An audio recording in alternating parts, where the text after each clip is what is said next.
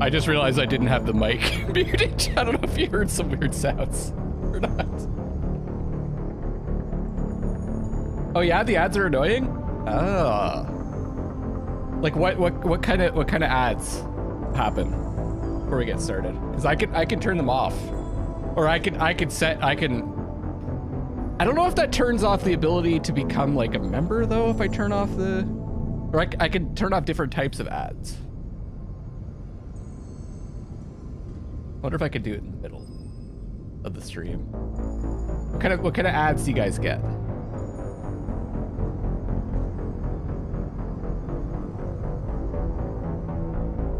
They disrupt the stream, but lately they seem to be less annoying content-wise. Oh, okay.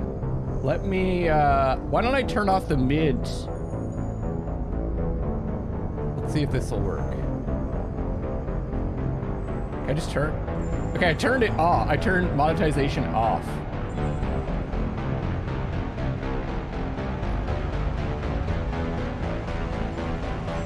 wonder if you're gonna get ads now.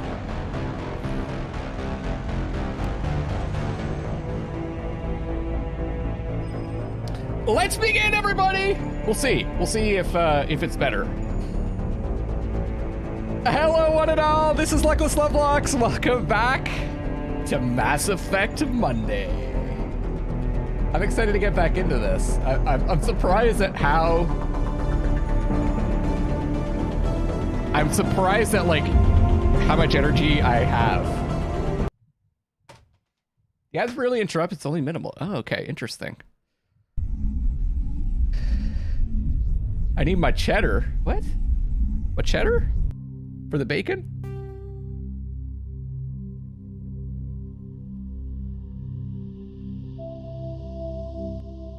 Hey Dan, what's up? Daniel, it's good to see you. Morgan. Caradoc? I think that's how you pronounce that? We're in here, everybody. Oh, let me read my... Oh, we'll do a brief story recap. So, if you recall, we found the Prothean bacon on Eden Prime.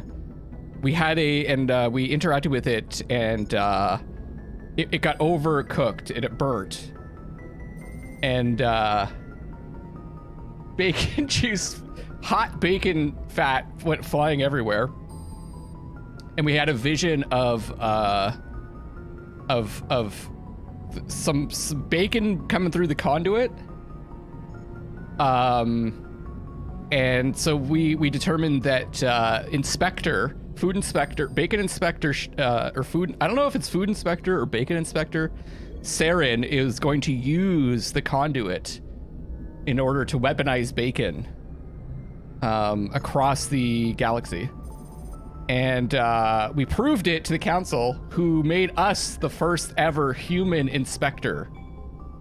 And our task is to stop Saren from using the conduit to weaponize the bacon, and we need to restore bacon to the galaxy. Do I have that right, everybody?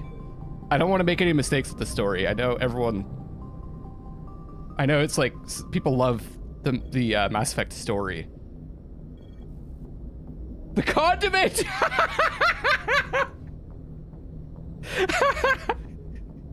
Right, sorry. I called it the conduit, but yeah. Saren wants to use the condiment to corrupt the bacon and use it as a weapon. What a recap, thanks. Okay, so now we have our party together, now that we're an inspector. We have our party together, and we took control of the Normandy. I guess we'll talk to people. If anyone has to take over for Captain Anderson, I'm glad it's you. I'm not sure about having non-humans on our ship, though. Let's investigate first. Speak freely, Presley. I want to know if you have a problem with non-humans. It's not that, Commander.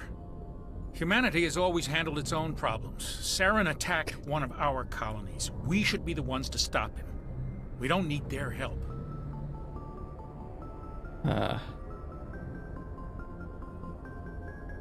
How did you end up assigned to the Normandy? I signed up with the Alliance as a navigator Get right the out of story school, right. following in my grandfather's footsteps, I guess.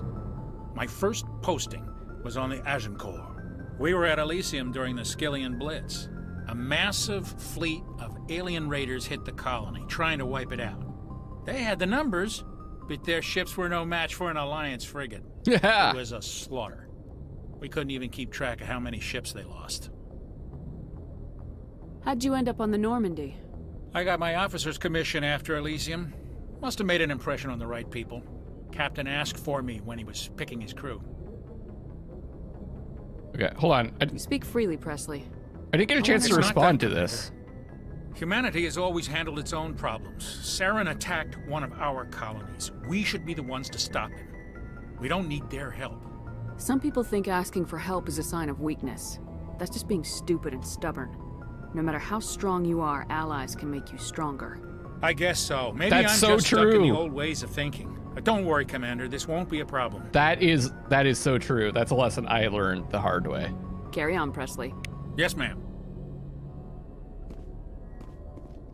All right, let's get to know everyone on the ship.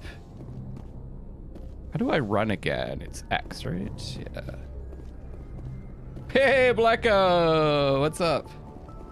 I slept like 11 hours yesterday, Blacko. I just after the by the way, this is my 7th day streaming in a row, and for me that's I don't think it's I think I've done 7 before, but not much more than 7. I just slept, man. And I'm gonna stream tomorrow too. I plan on doing more of the E3 coverage, and we'll play some Ratchet and Clank in between, because there's some shows that I don't think are particularly interesting.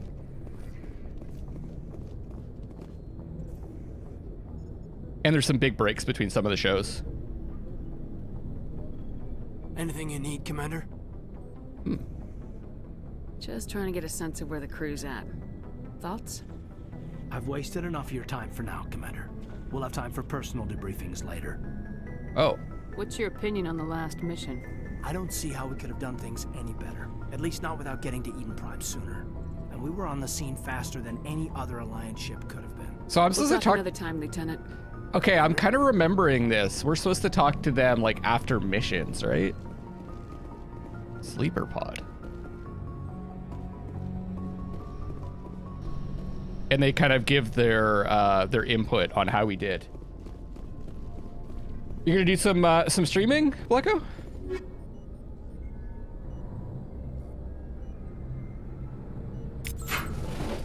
Okay.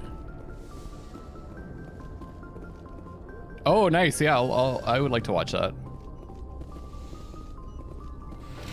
I missed the E3 stuff after I finished yesterday, so I'll have to catch up. Same Mass Effect 2, though a bit more of them. Alliance would sooner or later end and repeat if you do enough missions. Ah. Yes, Commander? Is there something you need? In ME3, you can pretty much run after every mission whole game, huh? How did you end up serving on an Alliance ship? I enlisted right out of med school. Earth always seemed boring to me. Too safe, too secure. I figured the colonies were teeming with exotic adventure. I wanted to travel the stars, tending the wounds of tough soldiers with piercing eyes and sensitive souls. Turns out military life isn't quite as romantic as I'd imagined. But humanity needs the Alliance if we want to keep expanding through the Traverse, and the Alliance always needs good doctors. So I stayed on to do my part. Oh, by the way, if you mainly watch me on YouTube, I also stream on twitch.tv/Luckless LoveLocks, and I've been streaming during the E3 presentations, E3 and Summer Game Fest stuff, the last few days, so you can check out the VODs there if you'd like. I'm also, I started Ratchet and Clank on there, Rift Apart on PS5, and so I'll be continuing tomorrow and then and playing some Ratchet and Clank between shows. Ever think you made the wrong choice? Sometimes I think about opening a private practice back on Earth. Or maybe taking a position at one of the new med centers out in the colonies. I don't think I heard this but before. There's something special about working on soldiers. If I left the Alliance now, I'd feel like I was abandoning them. Celeste, I honestly don't see myself having time to play through that, Blacko. There's the Pathfinder game that's coming out that I might give a shot to. There's voice acting. When Asari walks into a Solarian bar, the Solarian bartender says to the Asari, "Why the long life?" Do they live a long time? I don't remember. How well do you know the Lieutenant? I'd never worked with him before this mission. But he has an impressive service record, over a dozen special commendations. Tends to keep to himself, though. Maybe because of the headaches. It's not easy being Okay, we did talk to her about this Goodbye, stuff. Commander. Maybe we should just go. I feel like I'm just treading over, retreading over solid ground. I don't remember what the saying is. Solarians live about 40 years at Asari. 1,000. Right. Well, you know a joke's funny when you got to explain it.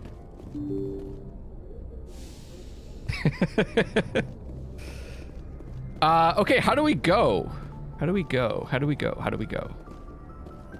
Wait, hold on. That just goes around. Isn't the Isn't this how we navigate? Oh, I need to go up to here. Right. I remember now. Where are we going first, everybody? I guess I'll level up when we get into the next mission, right? So that way I can level everyone up. I think we decided that we were going to go for Liana, right? Citadel. Supposedly constructed by the long-extinct Protheans. This colossal deep space station serves as the capital of the Citadel Council. Gravity is simulated through rotation. This comes through a 1.02 standard Gs on the wards and a light 0.3 standard Gs on the Presidium ring.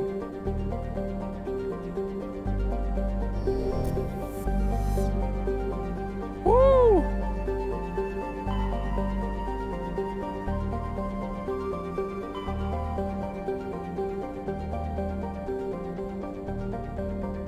Liara? Yeah. Where was that? Was that...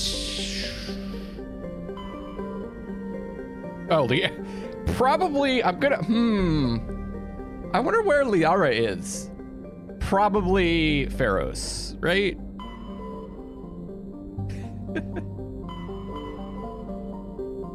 Maybe, should I go to the asteroid first? No, we do D&D every 2 weeks.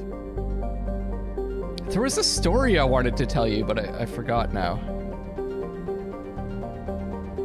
Yeah, you think it's Liana's dig site? I think so. Okay, let's just go there. Oh, Sparta,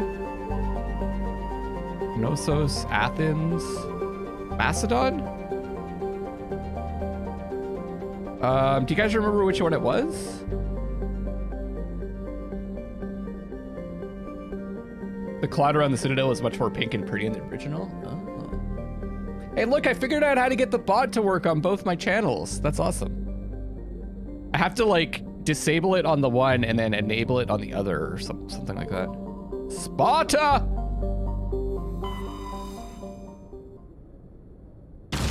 We need to find it. Okay.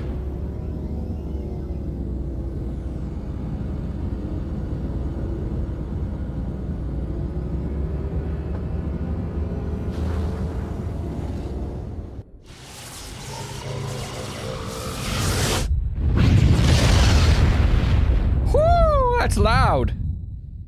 Hey-oh.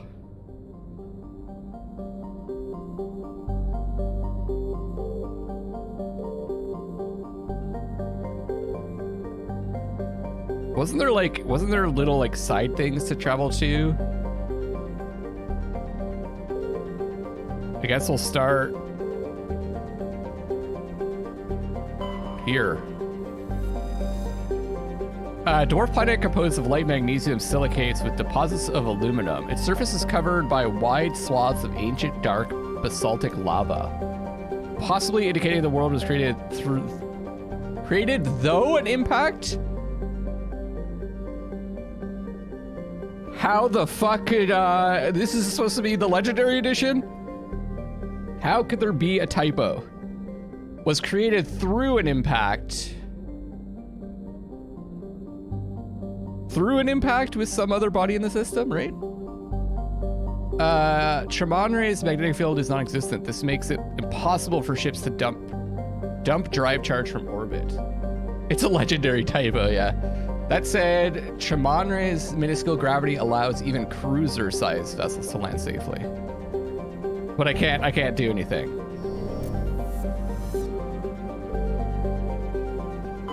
Commander, I'm picking up a signal from the planet's surface. It looks like an automated distress beacon. More bacon! Yeah, I remember it's so funny what I remember about this game. I remember stuff being hidden in the asteroid belts. Idolus is a terrestrial planet with an atmosphere of carbon dioxide and nitrogen. Idolus's surface is covered by wide deserts of silicate sand with only a few areas of igneous rock highlands to break the abrasive dust-choked wind. Idolus's orbit is congested with debris thrown inwards by the gravity of the gas giant on Tamalka. Due to high rate of meteor impacts, exploration is highly dangerous. Let's land! What's an igneous rock and what are the other types of rocks? I don't know, man.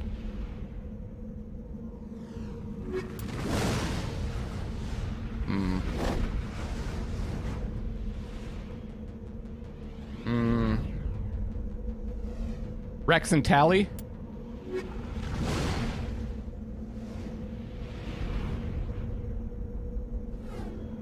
I studied chemistry for like 1 year. Isn't that more like a geology question?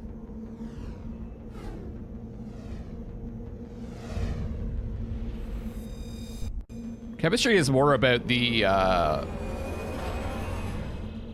you know, reactions and atoms and stuff, molecules. It's not about the shapes of rocks.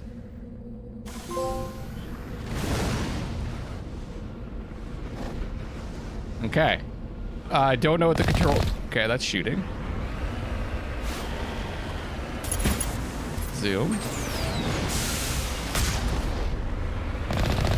Okay. Oh, right. I can get out too.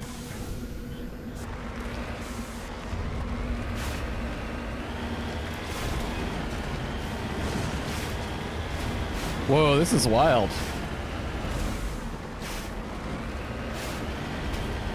There's something over here.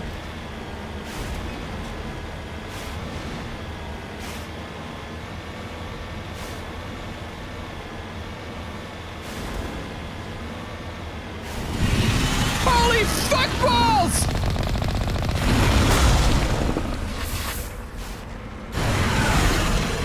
What?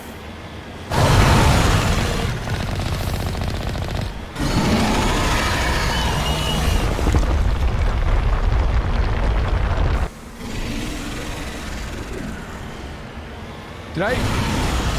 Why can't I shoot? Oh, there we go.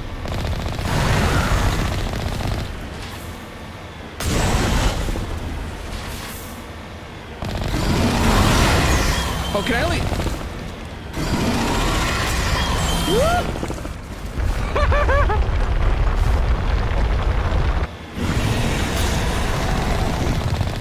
Oh, it is doing damage. Woo!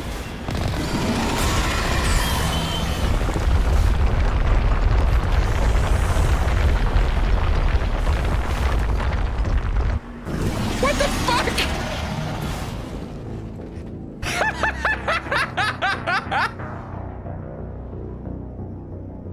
Wow, that was crazy.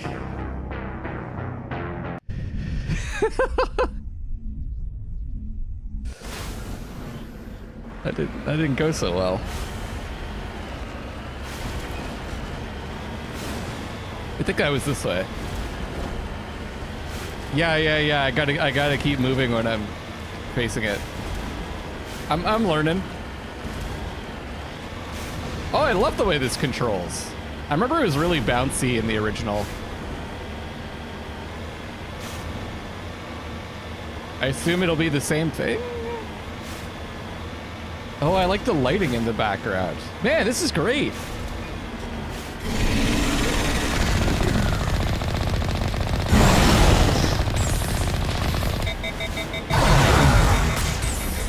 Ah!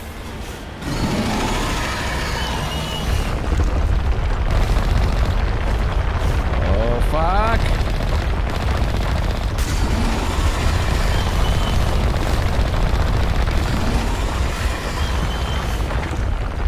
Wait, what was the speed boost?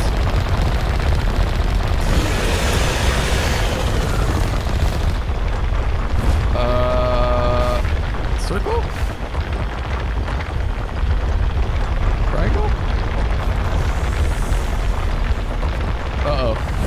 No triangles here! Ah! Shift. I'm using a controller. Ah! Ah!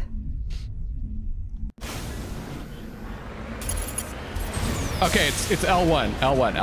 Okay, I got it. Okay, and I see the, you guys can't see it, but behind me there's like, here. There's that.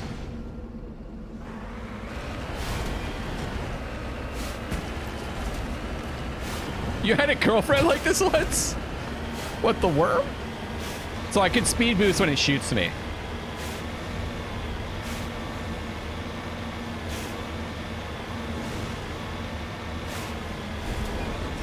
Oh, the fights like these were rebuilt in the Legendary Edition?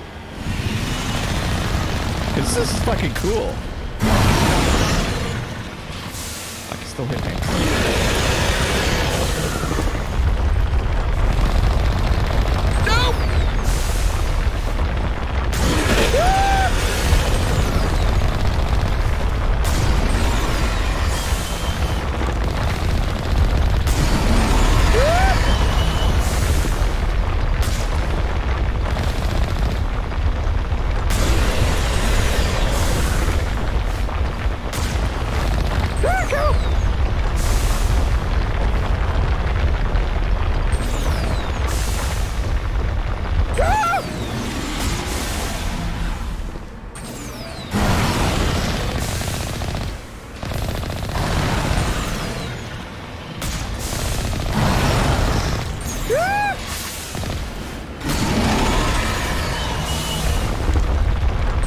This is actually pretty tough. Especially when it's the first thing you do with the Mako. Like,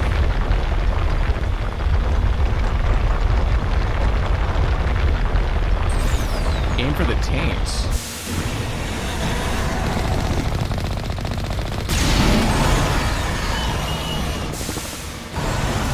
Okay, I'm repairing.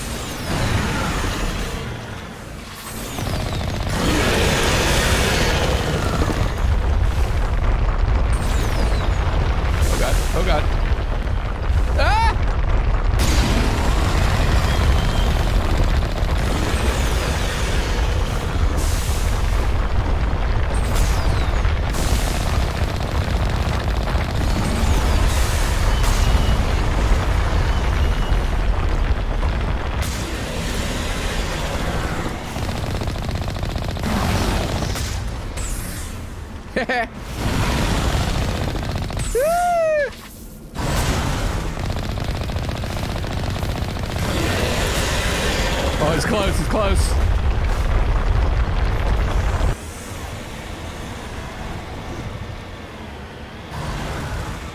Shit, I'm repairing, so I can't shoot. Ah!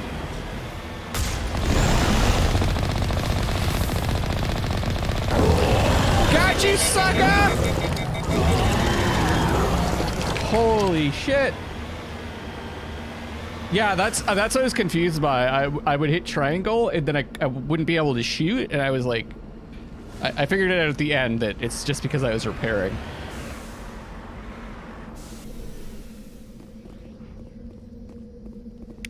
Alliance soldiers.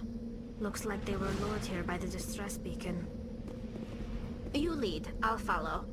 Okay. Looks like these men were under Admiral Kahoku's command. He'd want to know what happened here. Let's get moving.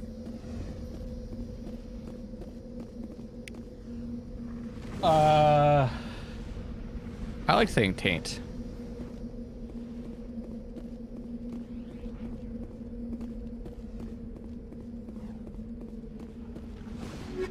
Nice.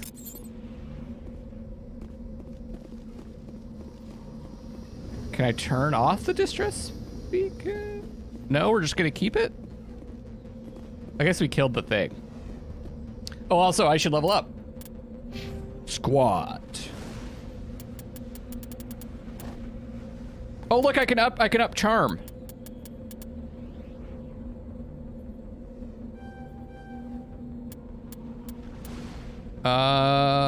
Health, accuracy, damage duration of all your powers. Okay.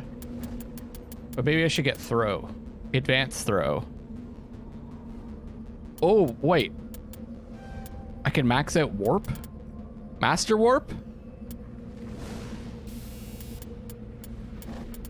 Let's do charm first. I got a lot of options here. There's a map for crucial places on the map. Okay. Okay. Tactical armor. Start doing barrier. Spectre training. Restores dead squad members with 30% health and 50% shields. You guys think warp? Start working on warp? Okay.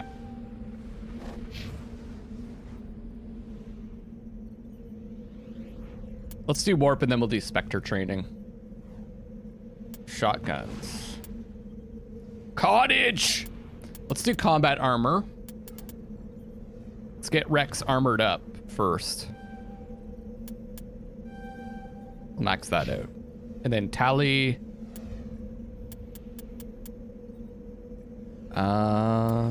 Decryption?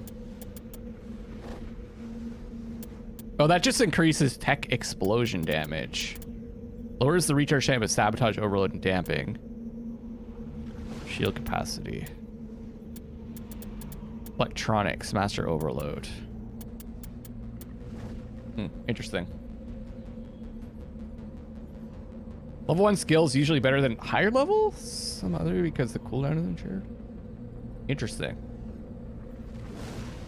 Decryption electronics is to open locks. Okay.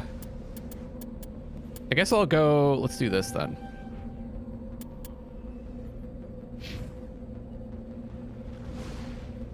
I should also take a look at equipment.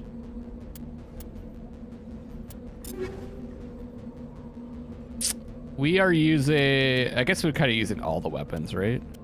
But I think right now we're focused on pistols.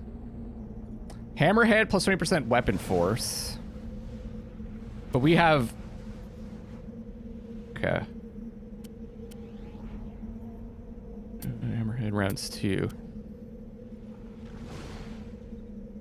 Generally level 1 gives you a new bonus over a better one, right? So I get that return for higher levels is lower. What are you talking about, Bleko? You never played this game.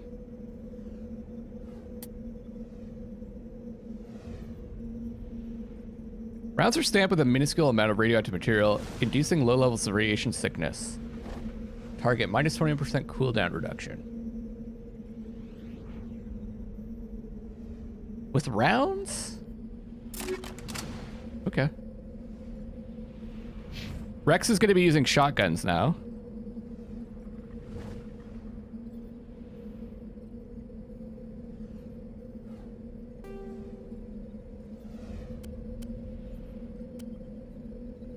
Hammerhead.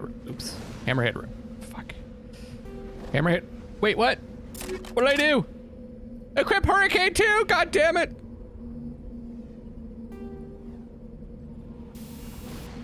I got nothing there. Okay. Tally is pistols, I think? Also? Nothing else. Okay.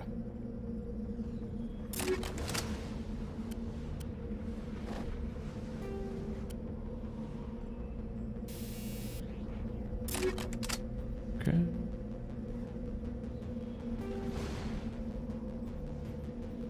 I'm figuring it out. Every time I start the game, I have to like refigure out all this stuff. First aid, okay.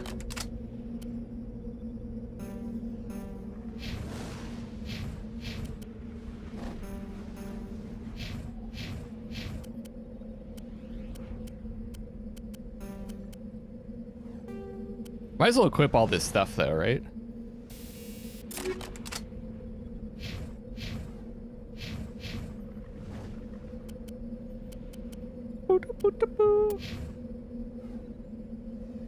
Okay.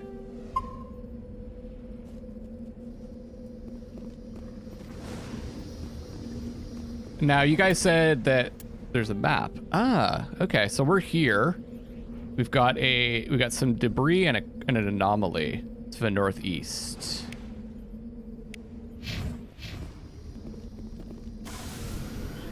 I assume this is north, right? And northeast would be this way?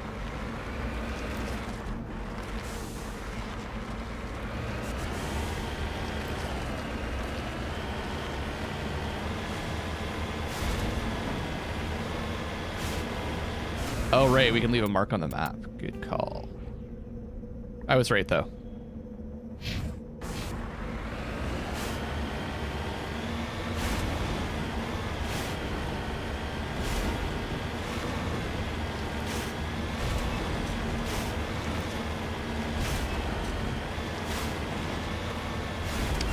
That's a little... I wish I could... That's weird that this is not independent. Like, if I hit forward now, I turn that way. So if I want to drive, I have to use the left stick to push to the left if I want to drive a different direction from where I'm aiming. Interesting. I kind of did that instinctively without realizing it before.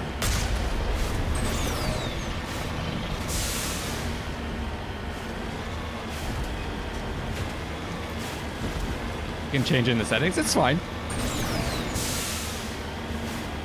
I actually like the challenge of getting used to the different controls in games. It's kind of fun.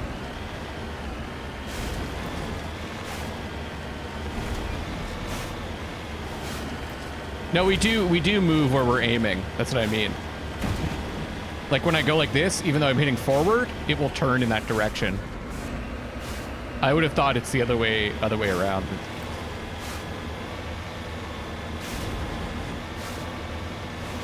Oh, it's up here.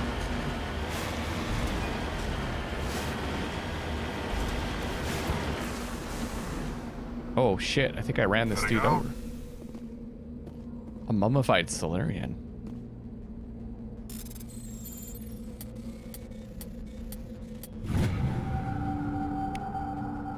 ID tag recovered. You found Captain Milan's identification tag. How it ended up here is impossible to know for sure. Wait, what was that?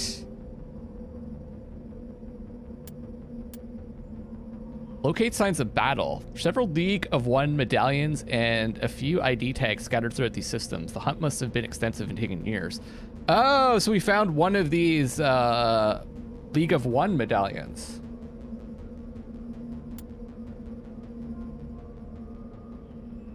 New vids indicate that a survey team in the Hades Gamma Cluster recently dropped out of contact. Go to the Hades Gamma Cluster and find out what happened to them.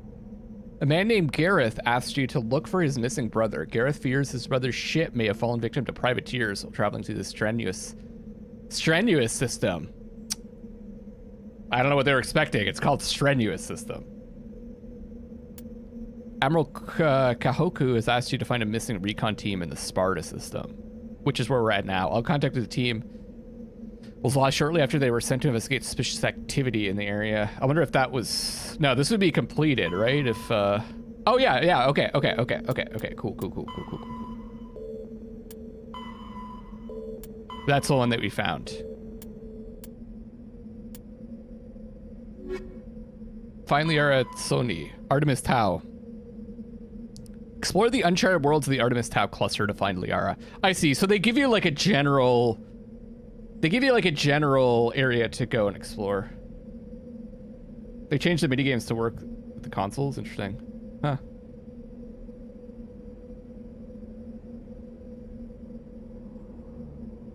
Hey, Joseph, what's up, dude?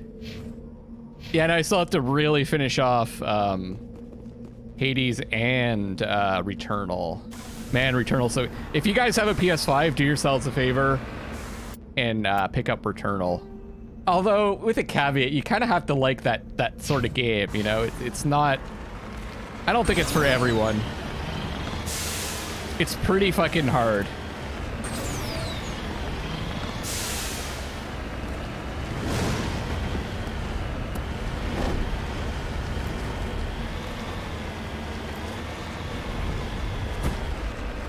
I think soon they're going to be pretty widely available. I'm noticing that because I've been taking a look at upgrading my CPU, and the Ryzen, the 5000 series Ryzens are starting to become more available.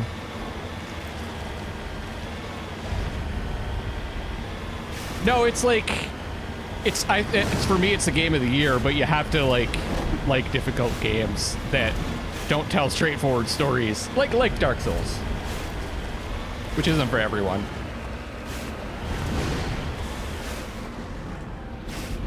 On my way. Okay. Probe.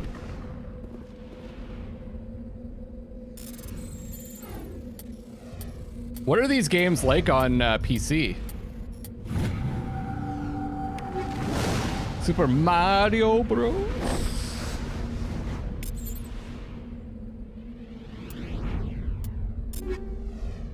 Maybe I should just be equipping this stuff for all the weapons since I can use them, right? Kick back.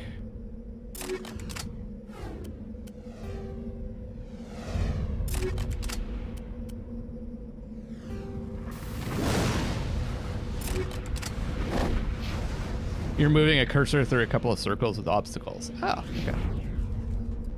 So is that it for this planet? Just trying to figure out how this works. I assume there's like some secret things as well, though. Probably not worth our time, though.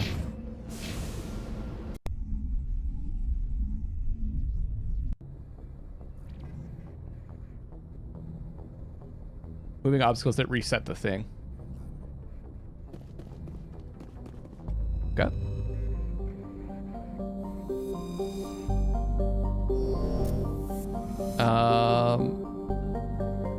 Next spot. Altaia is an unusually large terrestrial world with a trace... Do you guys want me to read this stuff?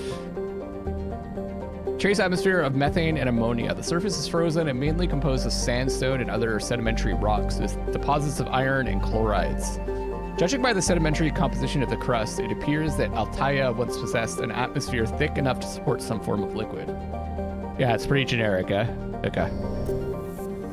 I'm cool skipping over it. Survey. Gas deposit surveyed. Scans from orbit have detected a large concentration of hydrogen. Okay.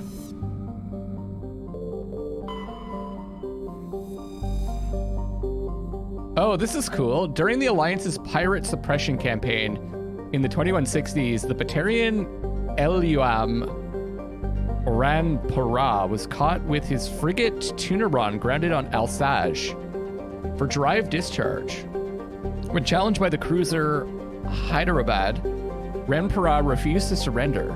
The Tunaran was destroyed attempting to take off. The debris is strewn across the southern hemisphere. Neat. Rare elements surveyed. Scans from orbit have detected a small deposit of plutonium. Okay, so that's Sparta. So she's not here, it looks like. Is there more bacon content? Yeah. Hey, slowly, we're after bacon, I think.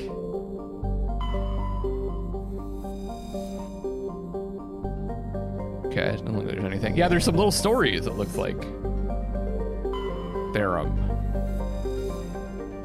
Okay, this looks like it's got some stuff on it. Distant but rich industrial world claimed by the Human Systems Alliance. Its plentiful heavy metals have fueled the recent manufacturing boom on Earth. Core samples rich with the fossils of simple silicon-based organisms indicate Therum was more habitable in the past than it is at present. Perhaps this explains the many Prothean ruins dotting the surface, most of which have been looted by mining corporations. This has got to be the place, right? I believe it wasn't Liara.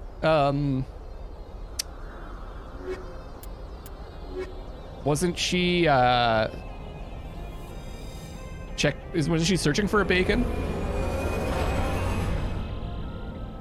This music sounds familiar. I think this is the one.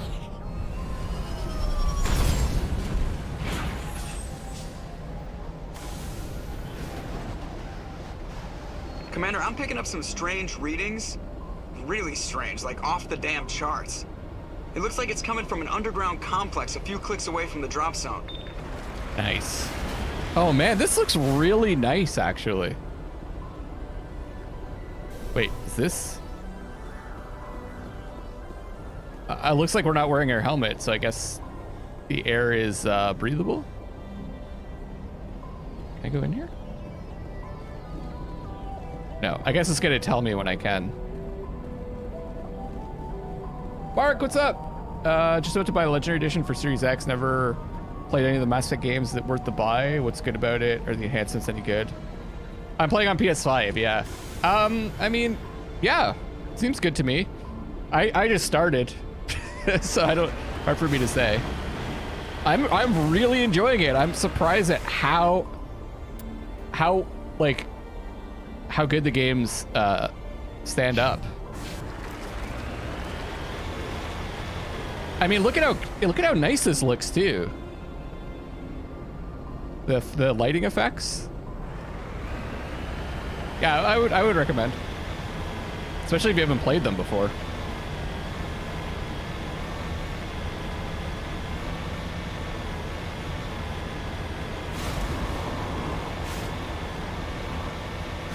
As I understand it, the Xbox Series X one runs even better than the PS5 one also. That's a cool, look at that, that's neat.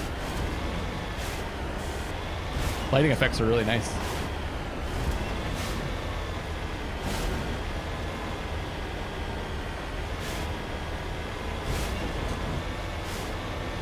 Alexander's a bit of too old of a fan to enjoy the remaster as much personally.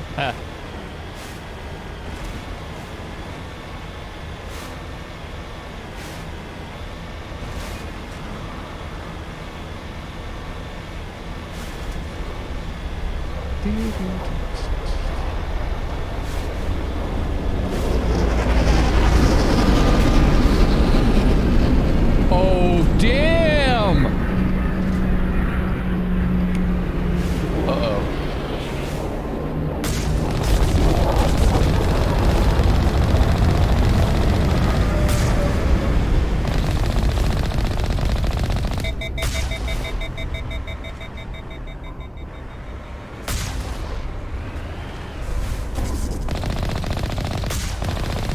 Gotcha, sucker.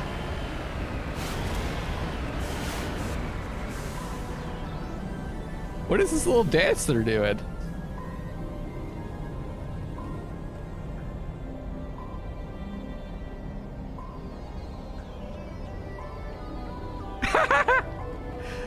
I guess I don't have to loot them. It looks like I got some stuff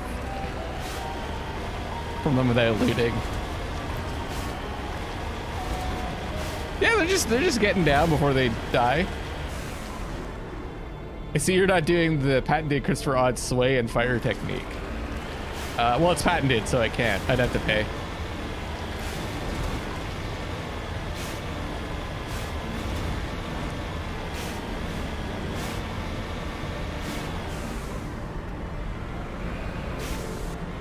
Only a fool punches a napback in the mouth. We should sneak around and pull its tail.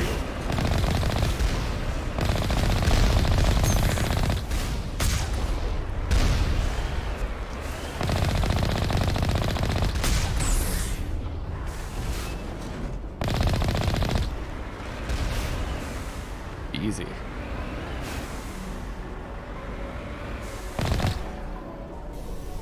Okay, I think we're actually gonna have to fight. How do I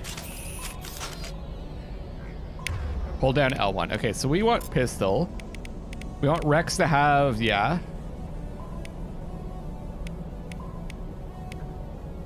Pistol also, I think.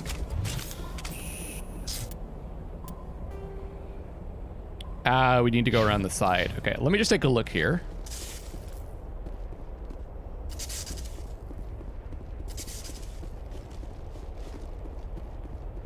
I don't see anything. Okay.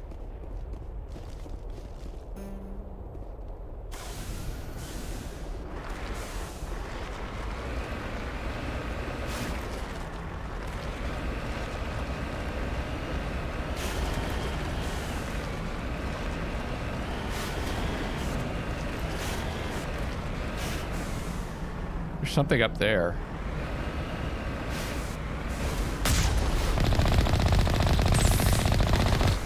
Whoops.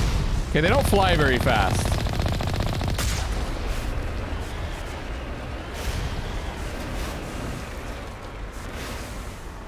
It's never easy when your waifu gets a new face. Oh, did they change Tally's face?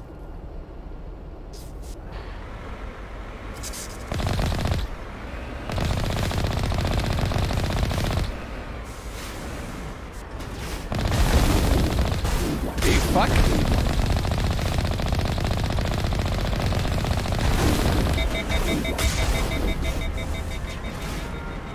Okay, this is awkward.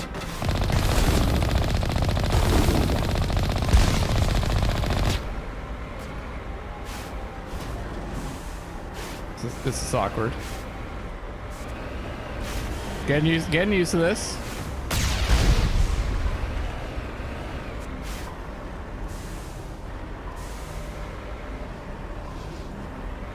It looks like there's more. Let's pop out. Oh, so the containment cells are also on the map there, the mini map. Tally had work done? She looks good to me.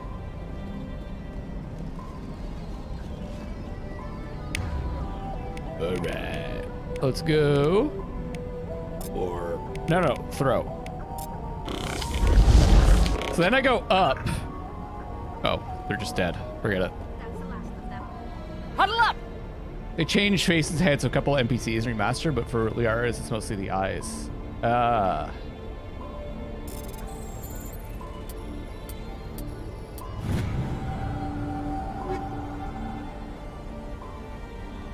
Oh, medium armor for human.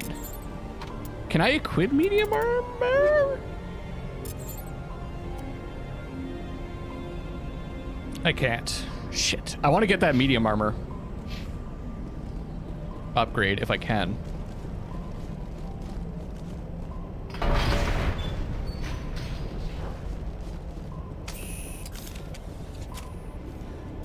Oh yeah, you guys, I think you guys were saying that I run faster when I have the weapon out.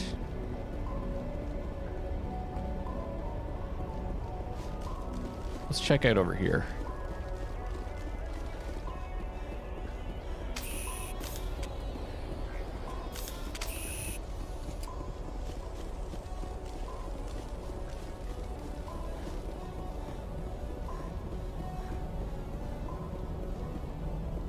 Nothing. I gotta proceed. It's so weird. It's so counter to my intuition to like not explore everything, but I have a lot of games to play through, and you know, missing out on like an upgrade or some metagel, probably okay.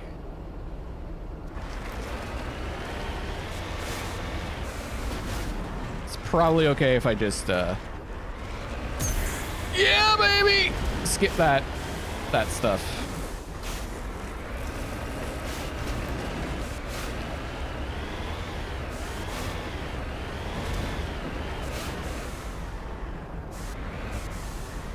Fuck.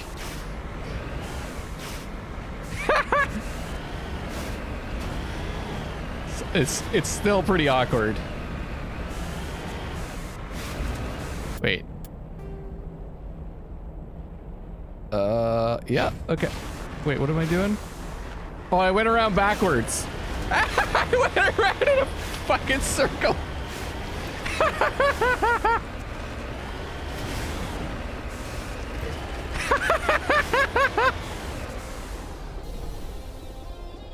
Dan's like, watch Luckless realize he's been here before. Here I am talking about being more efficient with my time, and then I just go, holy shit! No. Do this. No. Oh, God.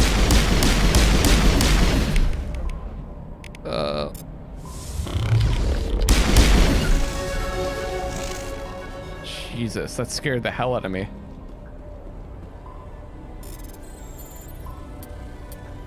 The sounds are a little bit like... The sound balance is not great in this game. Like the gunshots and the abilities are so much louder than everything else. Oh, Striker 3.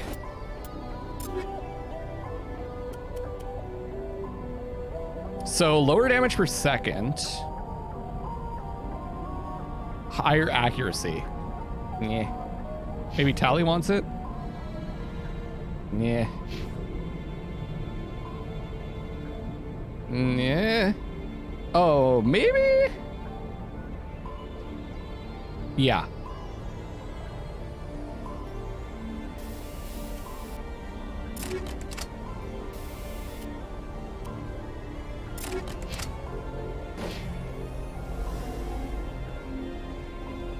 You can't do it. It's because if you turn down the sound too much, the other sounds are going to be too quiet. This is what I have it set at right now. And then the dialogue volume when you're not in a conversation is super, super low.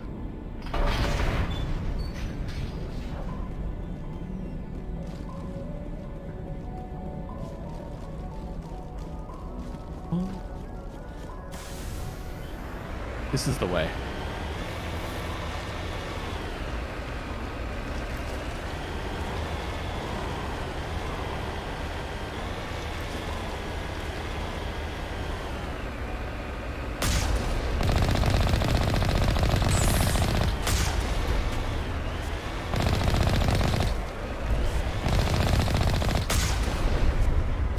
Thought there's another one.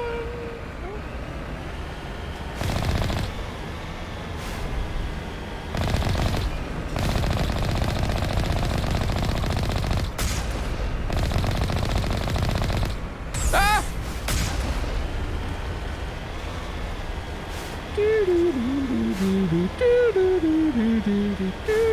Look at that lens flare! Oh, that's so cool! We got some action.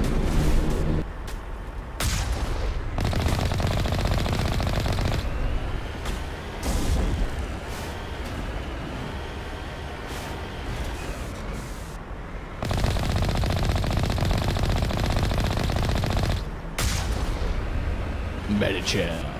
Wasn't there another one up here?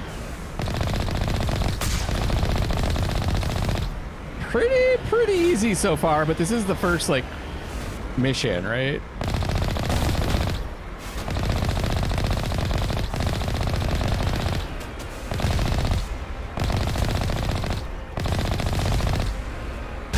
Oh, got me.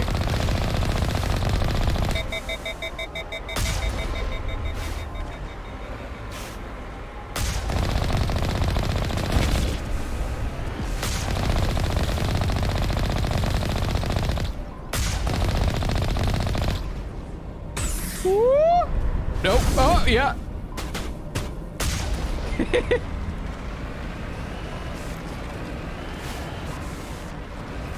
Just rocking out. Just rocking it. Oh, it's accelerated with Mass Effect. Ah.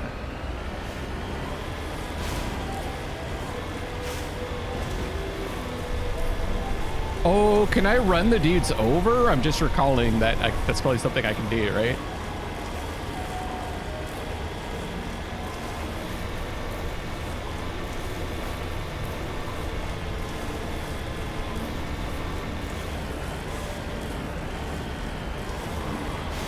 Woo! Yeah, baby!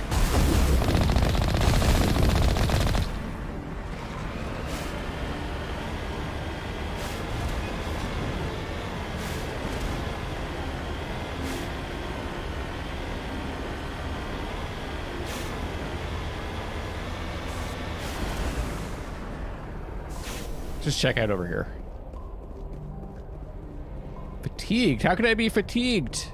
Yeah, there's nothing. Mass Effect Core is the reason the Mako feels so light. It actually reduces the mass of the car. Easier to land from the spaceship on the surface. Ah, cool.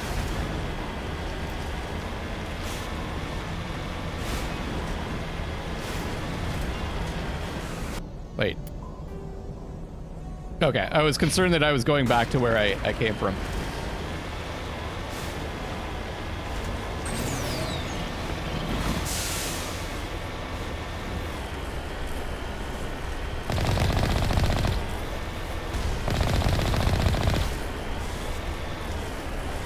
Right, you run over those dead bodies!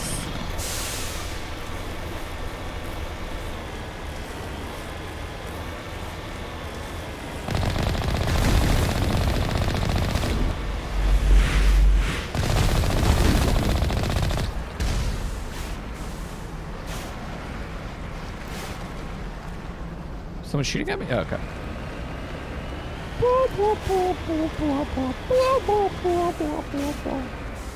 Got it. Let's go, squad! Rally round!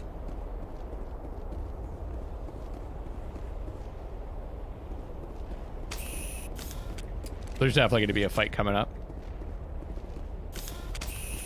I see the cover.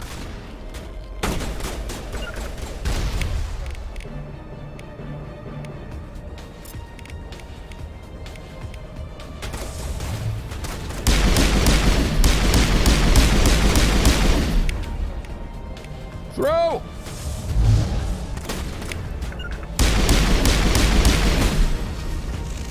Get in there, Rex! Let's use barrier. Powering up.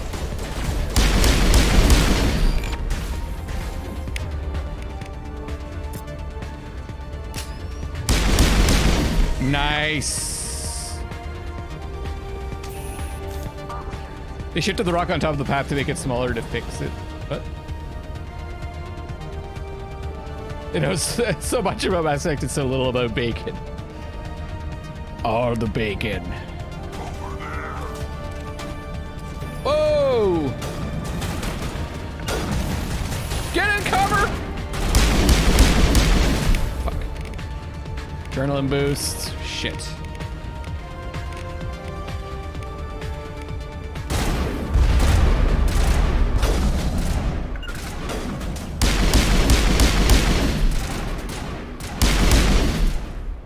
Go, Shep!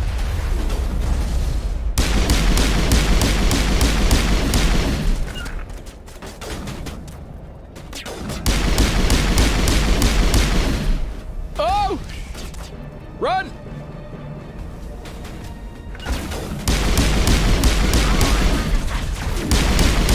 Ah! Ah! Ah!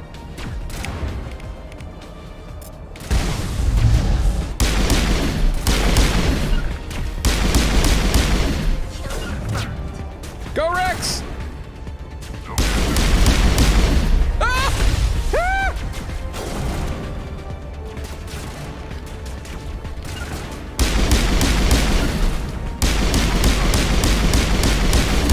I missed a few times.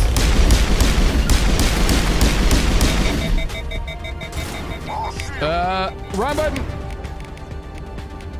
Warp on this fucker. What is that? Get him! Ah! Ah! Ah! Heal!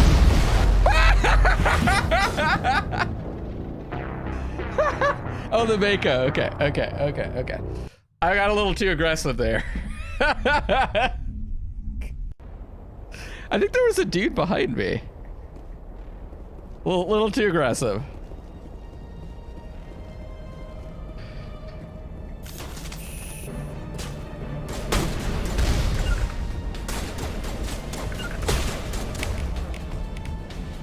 Row him.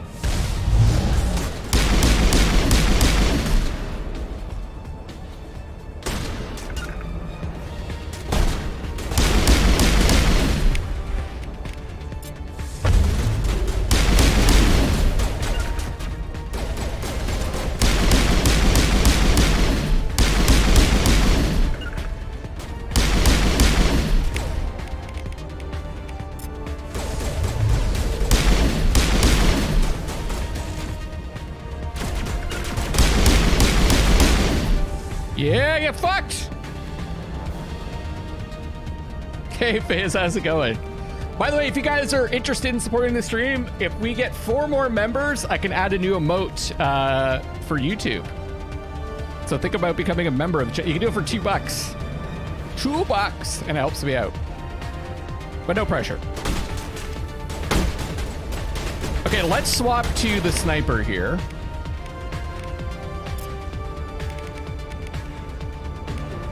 Let's do some sniping.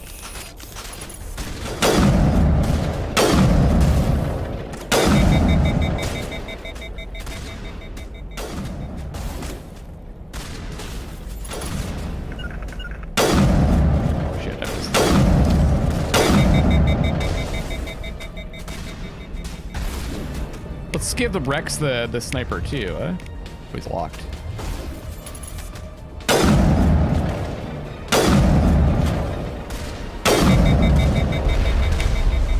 Uh-oh. Get out there, Rex! Hey, Marisol! Thank you so much! 3 more! How's it going, buddy?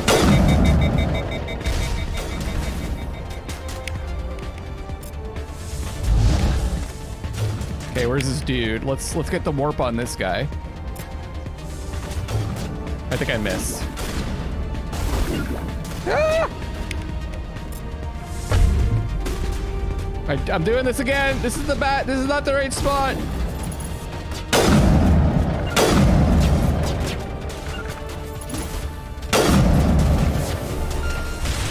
Thank you so much. Oh God.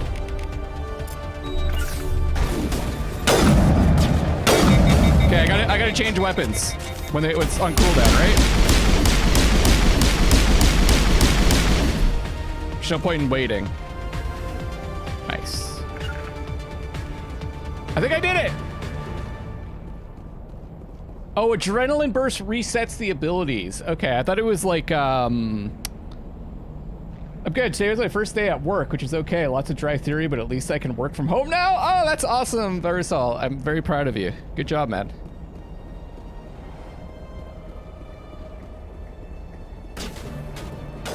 Okay, switch back.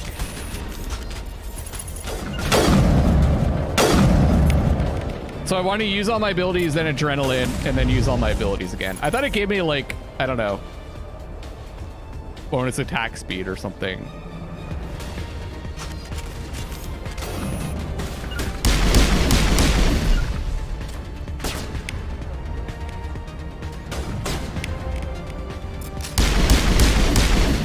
Nice. Suzu, thank you as well. 2 more. Thank you for becoming an admirer. Only do it if you can afford it, obviously. But some people, you know, feel like they need to support, but you don't have to. How you doing, Rasuzu?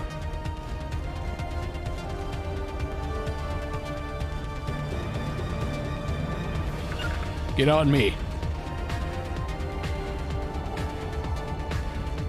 Wait, did I lose one?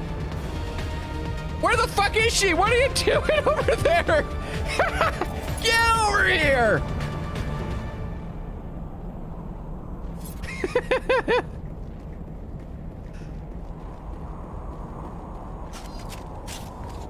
Oh, I think I remember this. This is like a rocket boss or something, isn't it?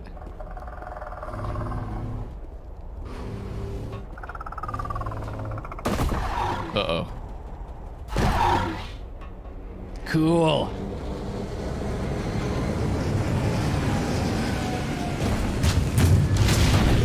Yeah. I remember dying a bunch to this boss. Her laser? Is it shoot a laser? Oh no.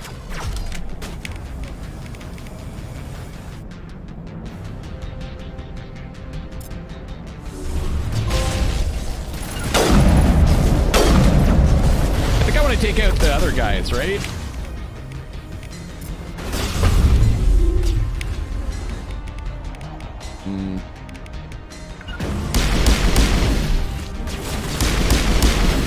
Get stalkers! There's a fucking sniper! Oh God! Okay.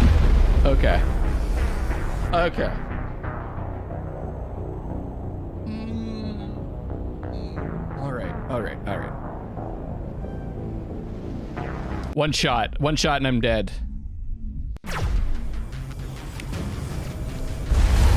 Spread out!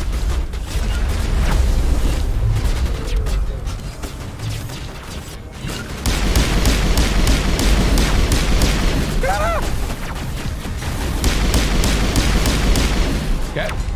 Barrier. This fucking fucker.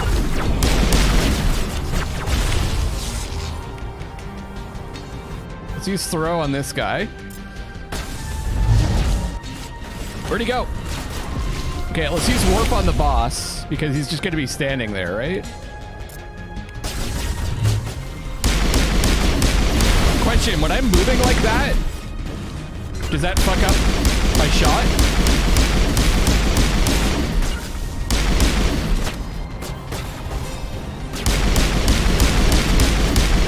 Okay, let's use adrenaline. Get the skills back.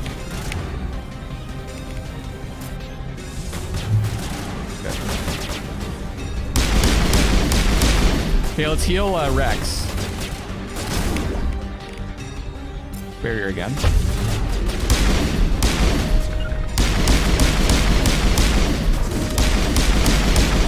Get him! He's almost dead, I think. Ah! Swap it.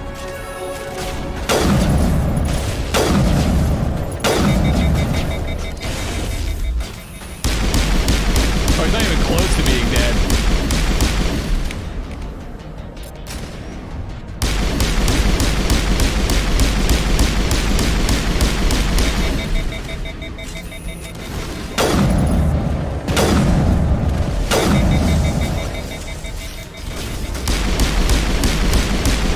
Get fucked! I think I had him like, I don't know. Okay, move up, Rex! I had him stuck in like some kind of fucked up thing. Ah! No, it doesn't block it. Okay.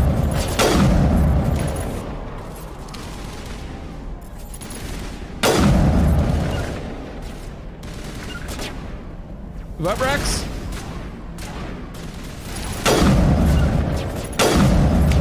Do I have anything? Barrier.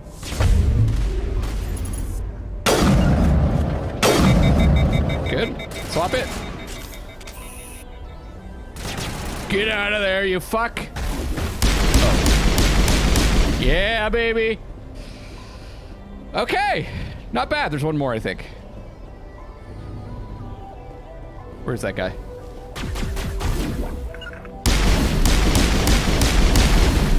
Yeah! Woo! And that's how we do that. Hey, 10. Yeah, we beat the game. Sorry, we're on to Mass Effect 2. You missed it.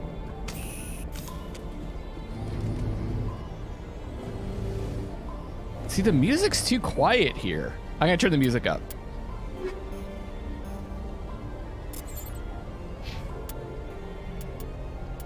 Compared to the sound, the music is so fucking loud. Or the, yeah, the music is so quiet. 80.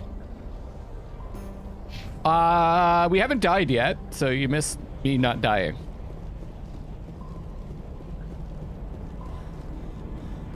That was super fun.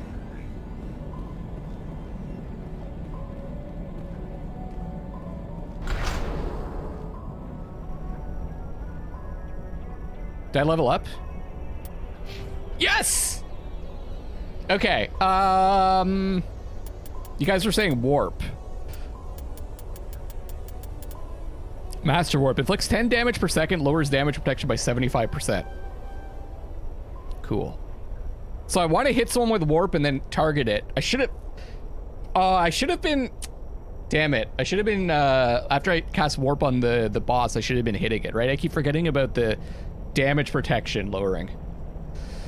Okay. Spectre training. Yeah, let's do this. 1, 2, 3, 4. Perfect. Oh, right. 1 skill point and lift. Yeah, you're right. I should put 1 point in that. And then I think I'll do this. So I can raise squad members, and then we'll put the points in that so we can get Master Warp. Cool. Let's get this last point in combat armor. Restores 50% of your shields per second. So Rexes are like uber tank. What does fitness do? Reduces health damage by 75%, does not reduce damage to shields. Increase health. Yeah, baby!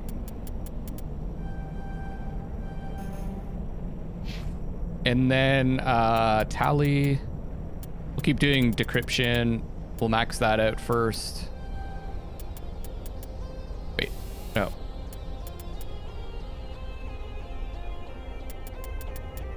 Yeah, hacking. Yeah, let's max these out. Or maybe I should just get advanced AI hacking. Maybe some survivability first.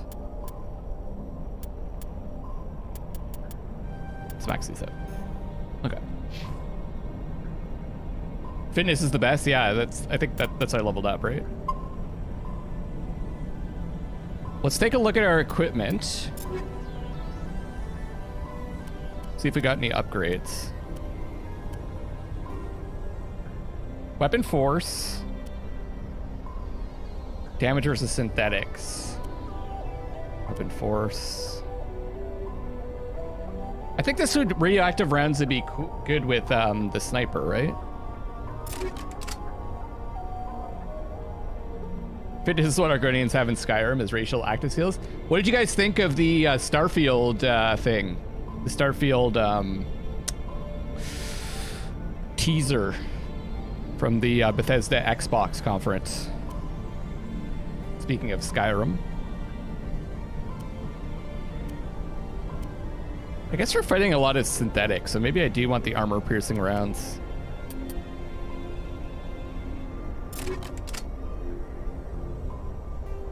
Yeah, they didn't show much, that's true.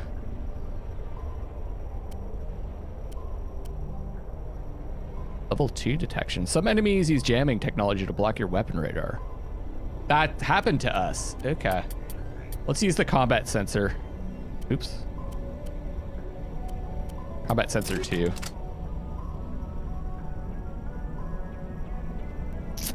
Rex. Definitely want to upgrade that. Hammerhead rounds 3.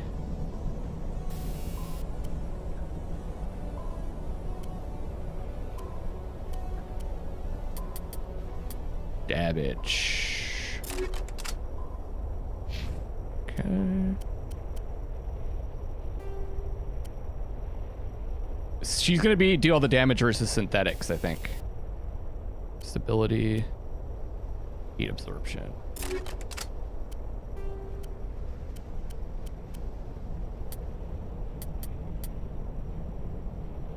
Okay.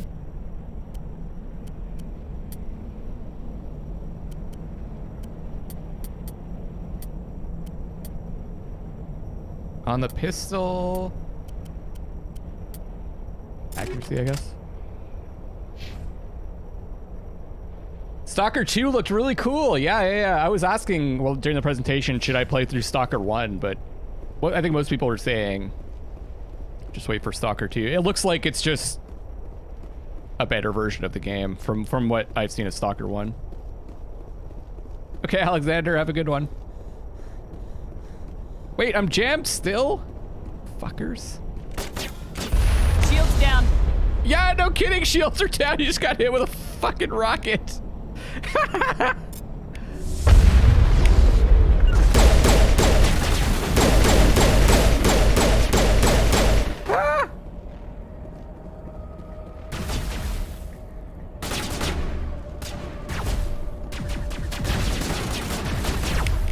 Okay, use throw.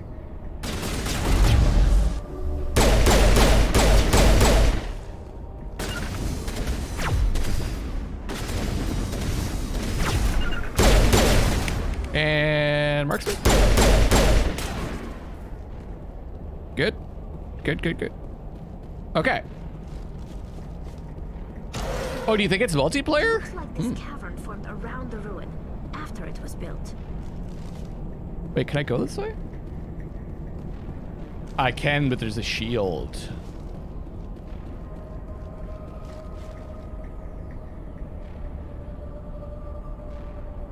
Interesting.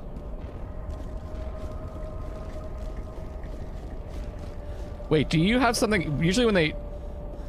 My people have searched many generations for a world to call home. If we landed here, we'd just keep searching. Nothing but rocks, dirt, and lava. Reminds me of home. So Rex is like, this is like my home, and Tally is like, I would never make this my home. Star Citizen? From what we saw, yeah.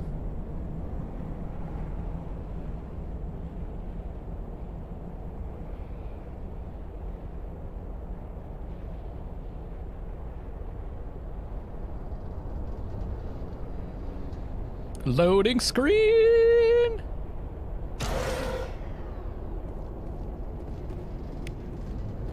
Okay, metagel, that's good. We used one. Oh, fuck.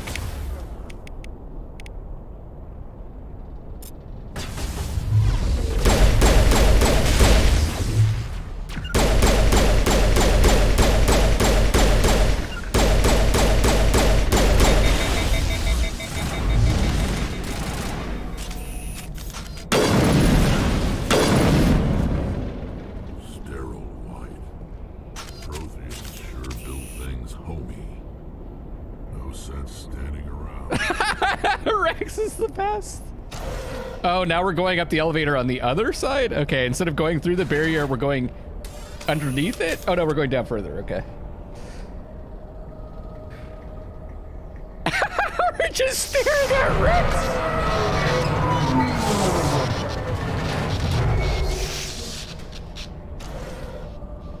This is awkward.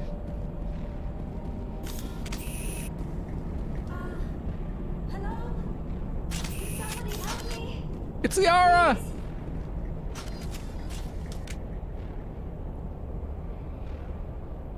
Can you hear me out there? I'm trapped. I need help. Are you okay? What happened to you? Listen, this thing I'm in is a Prothean security device. I cannot move, so I need you to get me out of it, all right? Your mother is working with Saren. Whose side are you on? What? I am not on anybody's side. I may be Benezia's daughter, but I'm nothing like her. I have not spoken to her in years. Please, just get me out of here. How did you end up in there? I was exploring the ruins when the Geth showed up. That's a cool looking effect. Can you believe that? Geth beyond the veil. I activated the tower's defenses. I knew the barrier curtains would keep them out. When I turned it on, I must have hit something I wasn't supposed to. I was trapped in here. You must get me out. The mystery of Liara's eyebrows begins. The eyebrows do look a little out of place on her. Your mother is working with Saren. What? I may be Benezia's daughter, but I'm nothing like her. We just need to figure some way past this energy field. It's a Prothean barrier curtain. I knew it would keep me safe from the Geth. When I turned it on, I must have hit something I wasn't supposed to. I was trapped in here. You must get me out, please. We'll find some way to help you. There is a control in here that should deactivate. Is she the only Asari with them? You'll have to find some way past the barrier curtain. That's the tricky part. The defenses cannot be shut off from the outside. I don't know how you'll get in here. Be careful. There is a Krogan with the Geth. They have been trying different ways to get past the barrier. Sorry, there's like a sound outside. I don't know if you guys can hear that when I speak. Just doing some work, so hopefully that doesn't interfere too much. Oh, fuck. Okay. Stuck. We're jammed again?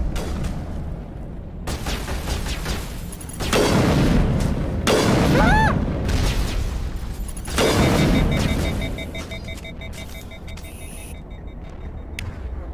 Let's use warp. Nope. Nope. Warp. I use adrenaline boost. Fine. Welcome back, Blacko!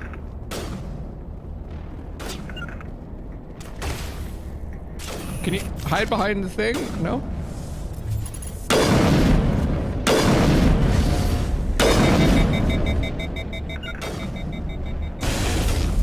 Nice.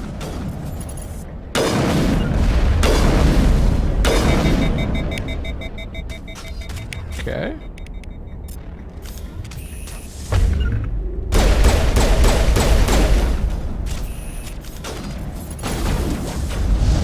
Nice. Nope, exchange weapons. Stop running around the rock! You fuck! Ah! That's what you get! I know, it's getting hot again today here. We had about 4 days of really nice weather. It was like, you know, low 20 degrees. Beautiful.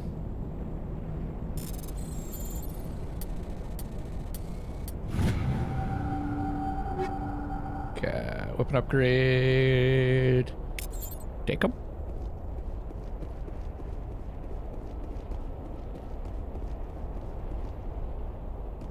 Wait, where do I go?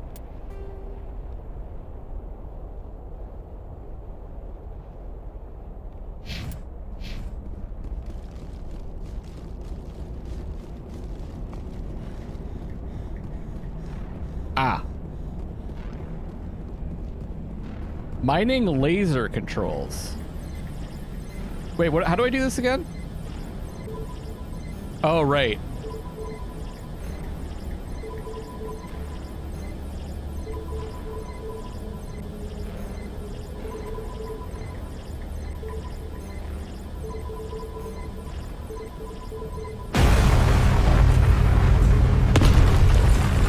Cool. So that's the other little mini game. June is the worst here. Already ready for fall and summer. Hasn't even started yet officially. I love this time of year. I prefer it to be like hot over like freezing cold personally, but I wish it was somewhere in between. I need to move somewhere where it's a little bit cooler during the summer and a little bit warmer during the winter, and I'd be happy. And if there's more sunshine during the winter as well. It's too much. Almost 40 years of like brutal winters. It's just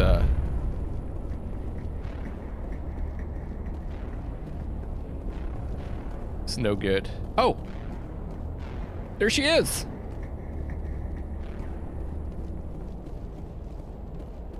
Oh, how did you get in here? I didn't think there was any way past the barrier. Superior firepower. We have to get you out of here before more Geth arrive. Yes, you're right. I've seen enough of them to last a lifetime. That button should shut down my containment field.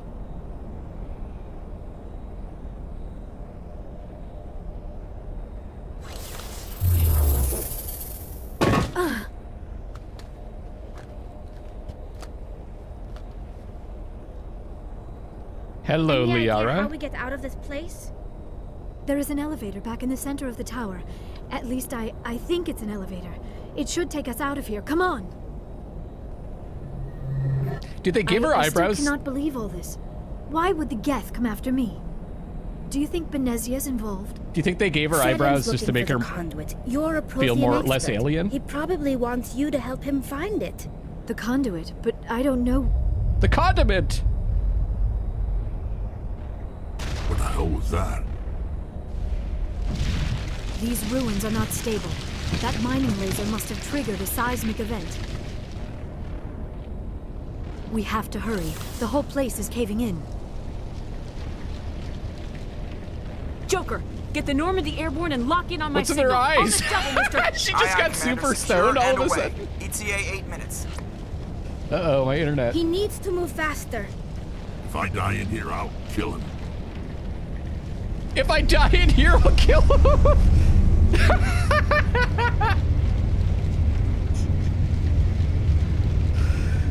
Rex is the best. I think Rex is my favorite character.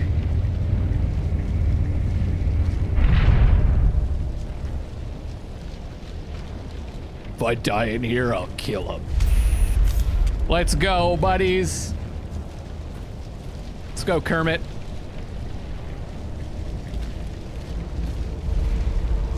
Surrender. Or don't. That would be more fun. In case you didn't notice, this place is falling apart. Exhilarating, isn't it? Thanks for getting rid of those energy fields for us. Hand the doctor over.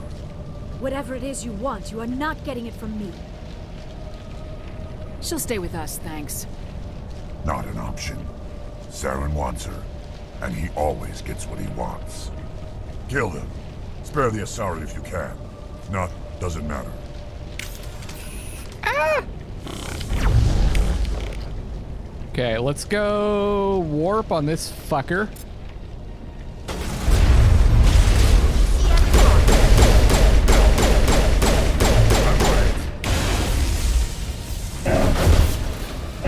Wait, did I get the warp off?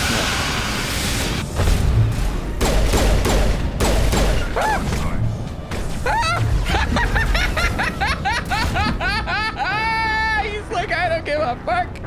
He just runs up and bashes me. Wow.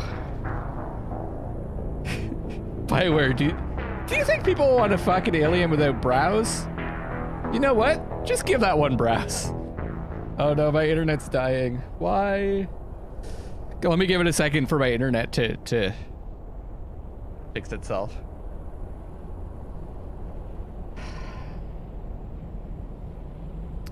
Okay. Okay. So I need to stay away from that dude. I think I want to take out the other guys first, because I could take them out quickly.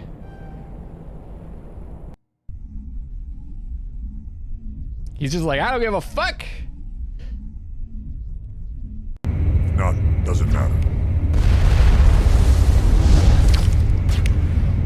Okay, let's go. Where's my barrier? They moved everything.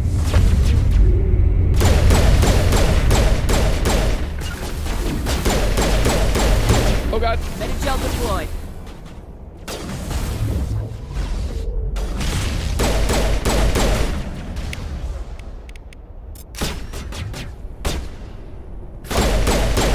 Okay, that one's down.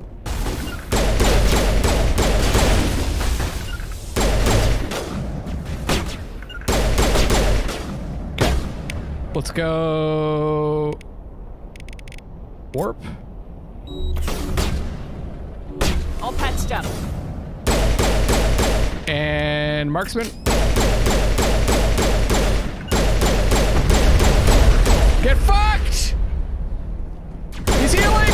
Oh my god, he heals?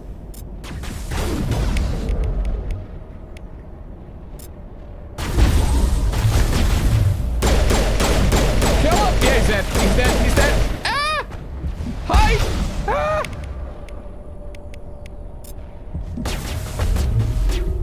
Heal! Good as new.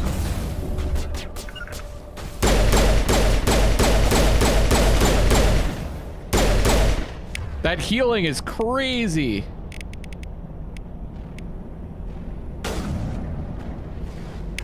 Uh-oh. Ow.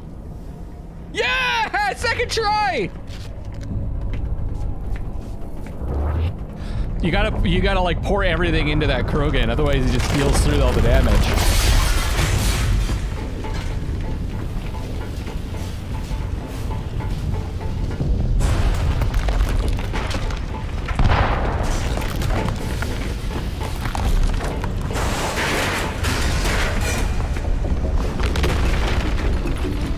Yeah. Use warp. I realized that, yeah. Use warp, control him, and then just use everything on him. Warp and then the lift.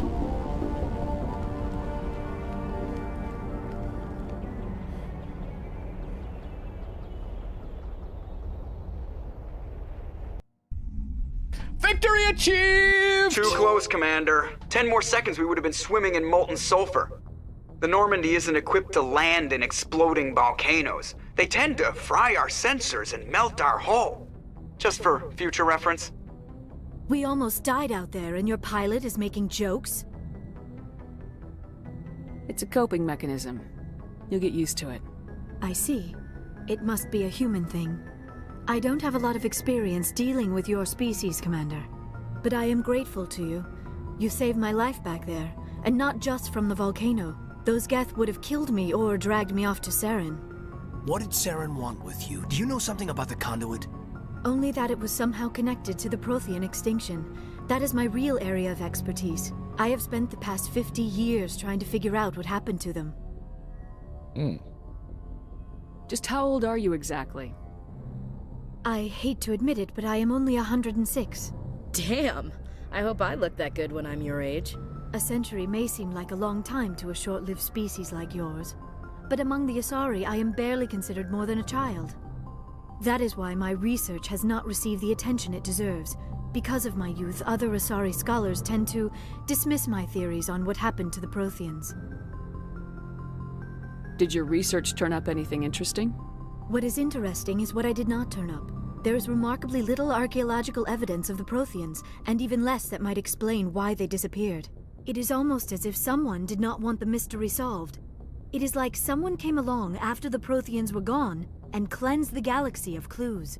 But here is the incredible part. According to my findings, the Protheans were not the first galactic civilization to mysteriously vanish. This cycle began long before them. Huh. I noticed that she doesn't use contractions, but in the subtitles, there's contractions. Where'd you come up with this theory? I thought there wasn't any evidence. I have been working on this for 50 years. I have tracked down every scrap and shred of evidence. Eventually, subtle patterns start to emerge, patterns that hint at the truth. It is difficult to explain to someone else. I cannot point to one specific thing to prove my case. Okay, they're not doing it anymore. It is more a feeling derived from a half-century of dedicated research. But I know I'm right, and eventually I will be able to prove it. There were other civilizations before the Protheans. This cycle has repeated itself many times over. If the Protheans weren't the first, then who was? I don't know. There is barely any evidence on the Protheans, even less on those who came before them. I cannot prove my theory, but I know I am right. The galaxy is built on a cycle of extinction. Each time a great civilization rises up, it is suddenly and violently cast down. Only ruins survive. The Protheans rose up from a single world until their empire spanned the entire galaxy. I don't remember this part. Yet even they climbed to the top on the remains of those who came before. Their greatest achievements, the mass relays and the Citadel, are based on the technology of those who came before them. And then, yeah, I like this all part the too. other forgotten civilizations throughout galactic history, the Protheans disappeared. I have dedicated my life to figuring out why. I know it happened. Really? Really? They were wiped out by a race of sentient machines, the Reapers. The Reapers? But I have never heard of. How do you know this? What evidence do you have? We need... What kind of word can we replace Reaper with that's associated with bacon?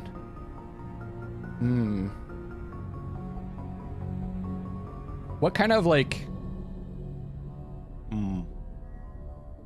I'll have to think about that. The Friars? The Rasher?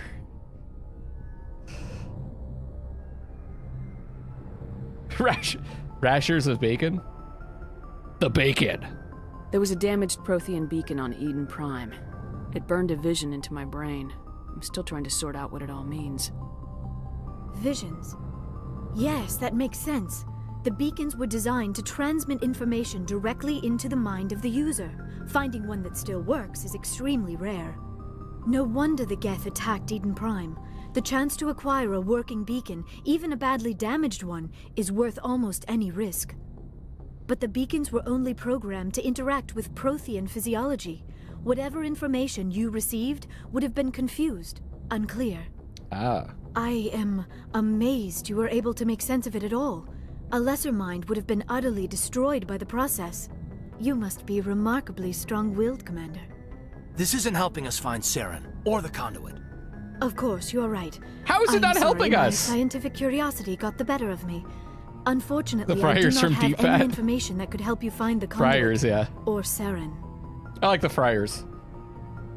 Sorry, always look kind of different to every person who looks at them. Oh, really? Is that a thing? They change their appearance based on who's looking at them, or is there like a is it like a mental thing, like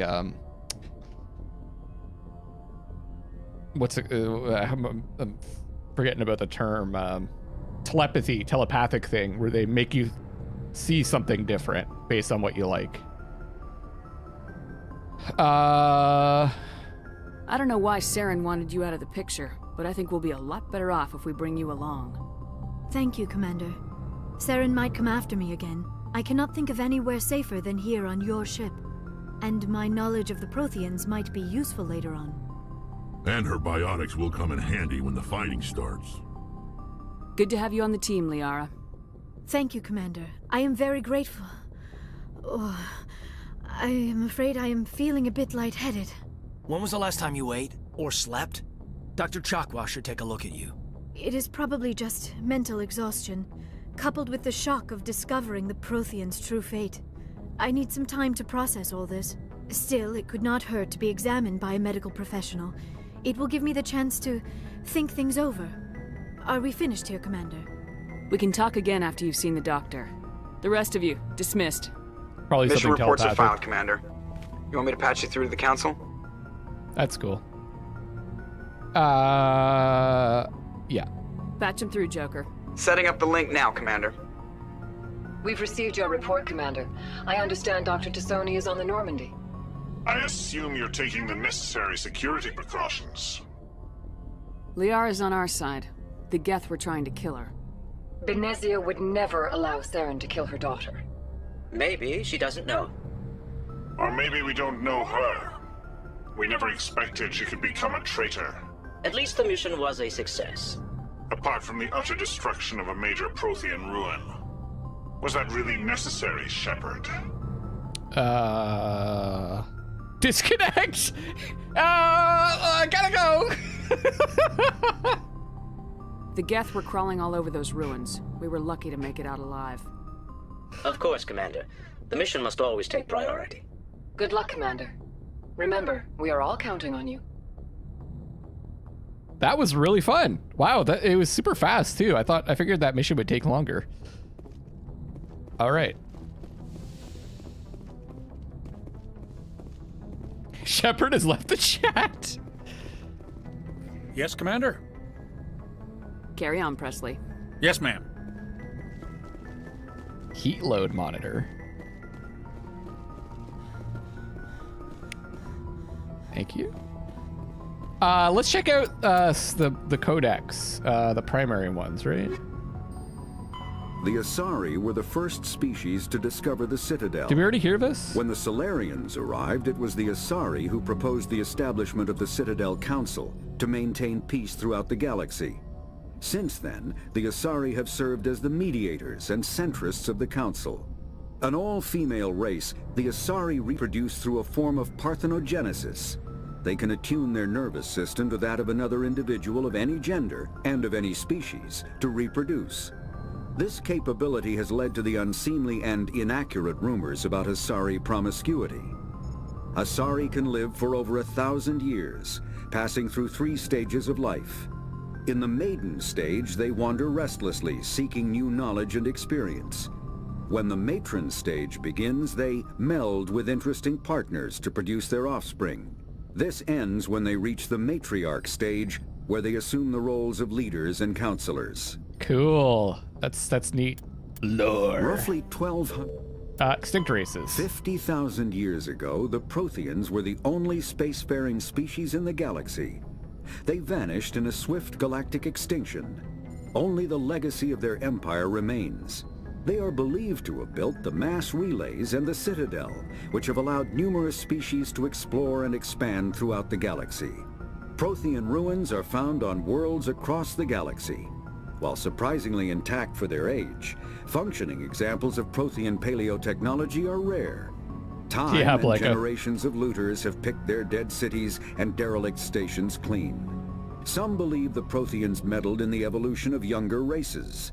The Hanar homeworld of Kajay, for example, shows clear evidence of former Prothean occupation. The presence of a former Prothean observation post on Mars has caused a rebirth of interventionary evolutionists among humans. These individuals believe the god myths of ancient civilizations are misremembered encounters with aliens. Man, my internet is not behaving today. It's dying. Well, we're just listening to this anyway, so. Though now extinct, the Rachni once threatened every species in Citadel space. Over 2,000 years ago, explorers foolishly opened a mass relay to a previously unknown system and encountered something never seen before or since, a species of spacefaring insects guided by a hive mind intelligence. Unfortunately, the Rachni were not peaceful, and the galaxy was plunged into a series of conflicts known as the Rachni Wars. Attempts to negotiate were futile, as it was impossible to make contact with the hive queens that guided the race from beneath the surface of their toxic home world.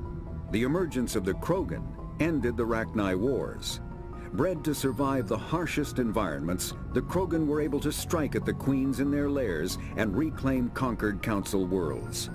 But when Krogan fleets pressed them back to their homeworld, the Rachni refused to surrender, and the Krogan eradicated them from the galaxy. Okay. In the early 2160s, the Alliance began aggressive colonization of worlds in the Skyllian Verge, much to the dismay of the Batarians, who had been developing the region for several decades. In 2171, have we seen a Batarian the Batarians petitioned the Council to declare the Verge a zone of Batarian interest. The Council refused, however, declaring unsettled worlds in the region open to human colonization. In protest, the Batarians closed their Citadel embassy and severed official diplomatic relations with the Council, effectively becoming a rogue state. They instigated a proxy war in the Verge by funneling money and weapons to criminal organizations, urging them to strike at human colonies. Hostilities peaked with the Skyllian Blitz of 2176, an attack on the human capital of Elysium by Batarian-funded pirates and slavers. In 2178, the Alliance retaliated with a crushing assault on the moon of Torfin, long used as a staging base by Batarian-backed criminals. In the aftermath, the Batarians retreated into their own systems and are now rarely seen in Citadel space. Okay. Okay, I think we've heard all those. After the Thresher maws are here's the thing that we fought. Carnivores that spend their entire lives eating or Batarians searching for are in something to DLC. eat. Okay. Threshers reproduce via spores that can lie dormant for millennia, yet are robust enough to survive prolonged periods in deep space and atmospheric re-entry. As a result, Thresher spores appear on many worlds, spread by previous generations of space travelers. The body of a Thresher never entirely leaves the ground. Only the head and tentacles erupt from the Earth to attack. In addition to physical attacks, Threshers have the ability to project toxic chemicals and emit bursts of infrasound as a shockwave weapon. The Alliance first encountered Threshers on the colony of Akuz in 2177. Isn't that where we fought? After contact was lost with the Pioneer team, Marine units were deployed to investigate. The shore parties were set upon by hungry Threshers, and nearly the entire assault force was killed.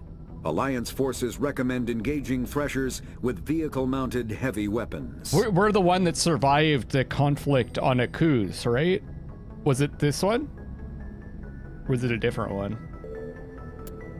The Citadel space is an unofficial term referring to any region of space controlled by a species that acknowledges the authority of the Citadel Council. At first glance, it appears this territory encompasses most of the galaxy. In reality, however, less than 1% of the stars have been explored. Even Mass Effect FTL drive is slow relative to the volume of the galaxy. Empty space and systems without suitable drive discharge sites are that's the one that we barriers picked. to exploration. Only the mass relays allow ships to jump hundreds of light years in an instant. the key to expanding across an otherwise impassable galaxy. Whenever a new relay is activated, the destination system is rapidly developed. From that hub, FTL drive is used to expand to nearby star clusters. The result is a number of densely developed clusters, thinly spread across the vast expanse of space, connected by the mass relay network. Story time! Pharaoh. Noveria is a cool, rocky world. Yeah, I don't want to hear about that right now. There are between 200 and 400 We're going to be heading there, I think. What do you guys think the next mission should be? Less than 1% of them have ever been visited or had their systems properly surveyed. Humanity's early expansion into the Attican Traverse was haphazard. A desperate race to claim habitable planets where populations can be economically settled. Ignored in the wake of this There's Pharos and thousands of less hospitable worlds, each potentially rich with industrial resources. The wealth of entire solar systems lies untapped, waiting for corporate survey teams or independent pioneers to discover and exploit them. However, this is not an easy task.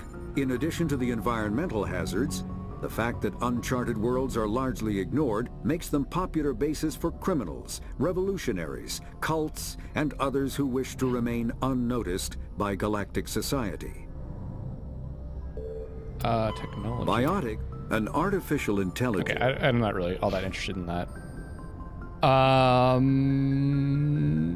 Journal. Okay. We got Noveria or Pharos. So we got the Geth attack. Investigate Pharos to see why the colony was attacked by Geth. Or Noveria. Head to Noveria to investigate reports of Geth on the world.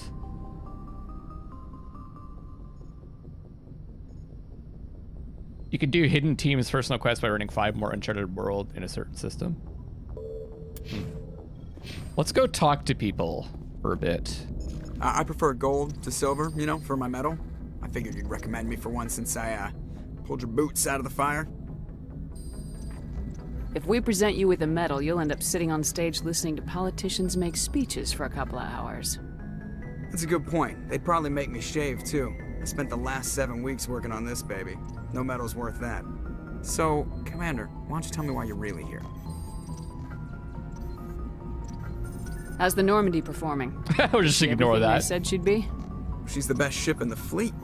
If you've got a pilot who knows how to handle her. Balance isn't what you'd expect. Takes a while to get used to that oversized drive core we got stuffed in the back, and her power can sneak up on you if you're not careful. The Normandy's probably too much ship for your average Alliance pilot, Commander. Lucky for you, I'm anything but average. I like to know my crew. Mind if I ask you a few questions? I can see where this is going. You did a background check on me, didn't you? Well, I'll tell you the same thing I told the captain. You want me as your pilot. I'm not good. I'm not even great. I am the best damn helmsman in the Alliance fleet. Top of my class in flight school, I earned that. All those commendations in my file, I earned every single one. Those weren't given to me as charity for my disease. What are you talking about? Are you sick? You mean you didn't know? Oh, crap. Okay, I've got Vrolix syndrome, brittle bone disease. The bones in my legs never develop properly. They're basically hollow, too much force and they'll shatter. Even with crutches and my leg braces, it's hard to get around. One wrong step and crack! It's very dramatic, but I've learned to manage my condition, Commander. Put the Normandy in my hands and I'll make her dance for you. Just don't ask me to get up and dance unless, you know, you like the sound of snapping shin bones. How'd you get your nickname? I have a few ideas. Why does everyone call you Joker? It's a lot shorter than saying Alliance Flight Lieutenant Jeff Moreau. Plus, I love to make little children laugh. I was just thinking how much you remind me of Santa Claus. Look, I didn't pick the name. One of the instructors in flight school used to bug me about never smiling. She started calling me Joker, and it stuck. I thought it's because he liked telling jokes. Why didn't you ever smile? Hey, I worked my ass off in flight school, Commander. The world's not gonna hand you anything if Bubble you go wrap. around grinning like an idiot. By the end of the year, I was the best pilot in the academy, even better than the instructors, and everybody knew it. They'd all got their asses kicked by the sickly kid with the creaky little legs. One guess who was smiling at graduation? Okay. I got something. I have to go. All right, see ya. I gotta go now. Look outside, what?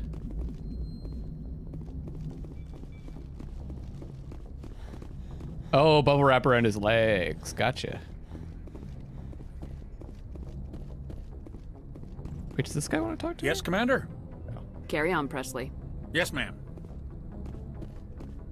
Okay. Okay. Let's go talk to some of the crew members.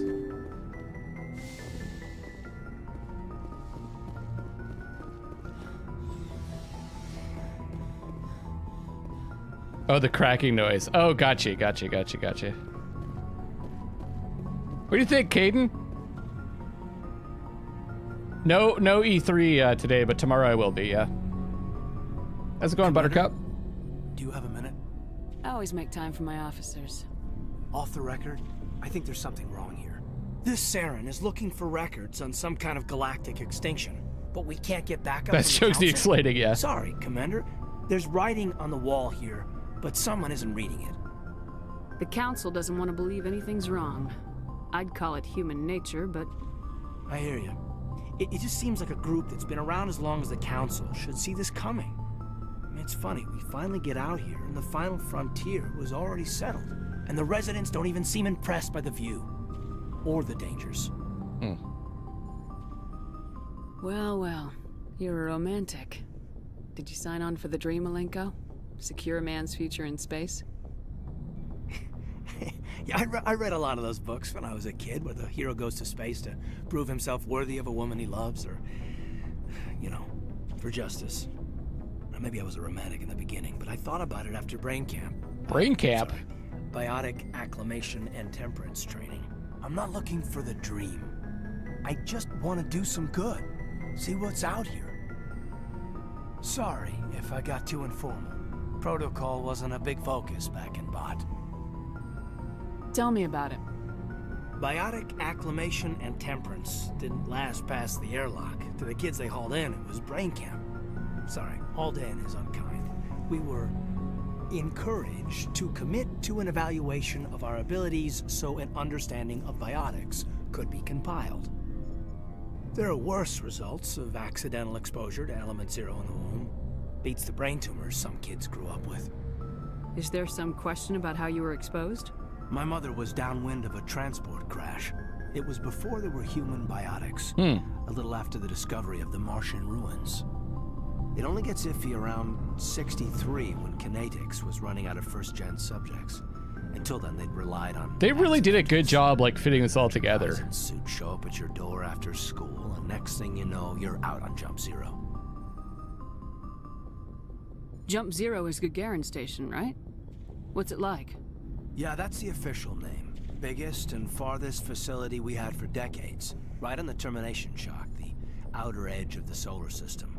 It's where they did all the Goose Chase FTL research before we caught on to using mass effect fields.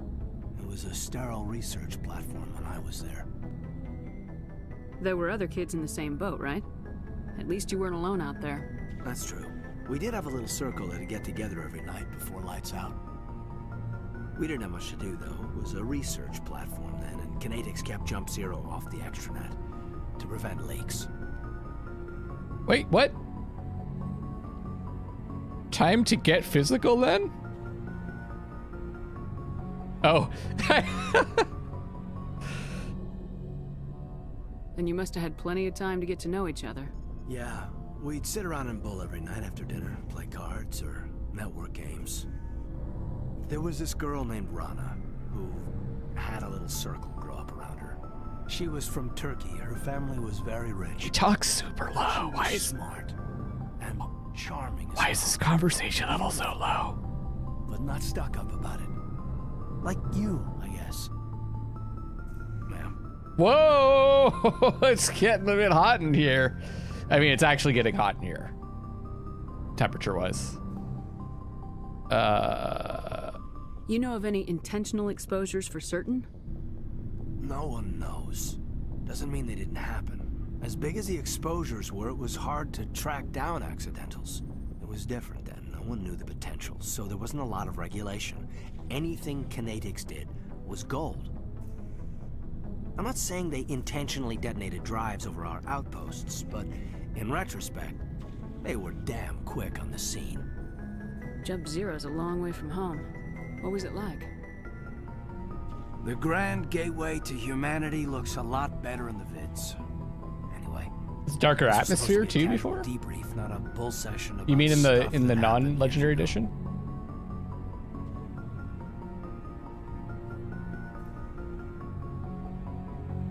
I wanted to get to know you a little better, that's all. Thanks for the talk, Caden. Well, you're welcome, ma'am. You, make a habit of getting this personal with everyone? No, I don't. We'll talk again later. I'll shit! I'll need some time to process that, Commander. I like the way the lighting looks. But, yeah, I'd like that. Did I inadvertently hit on him?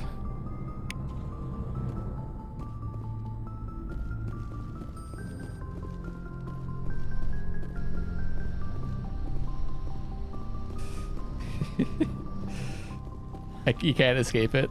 Okay.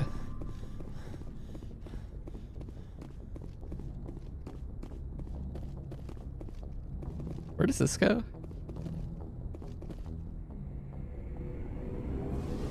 Love is in the air. It's easy to romance him. Oh, I miss Garrett. Okay, this is where Garrus and Rex are, right? Commander, nice work out there. I knew working with the Spectre would be better than life at CSEC. Have you worked with the Spectre before? Well, no, but I know what they're like. Spectres make their own rules. You're free to handle things your way. At CSEC, you're buried by rules. The damn bureaucrats are always on your back. Being a Spectre does have its advantages. Exactly my point. If I'm trying to take down a suspect, it shouldn't matter how I do it, as long as I do it. But CSEC wants it done their way. Protocol and procedure come first. That's why I left. As Femshep, I believe I only have 2 options, right? It's Caden or Liara. I think it's gonna be Liara.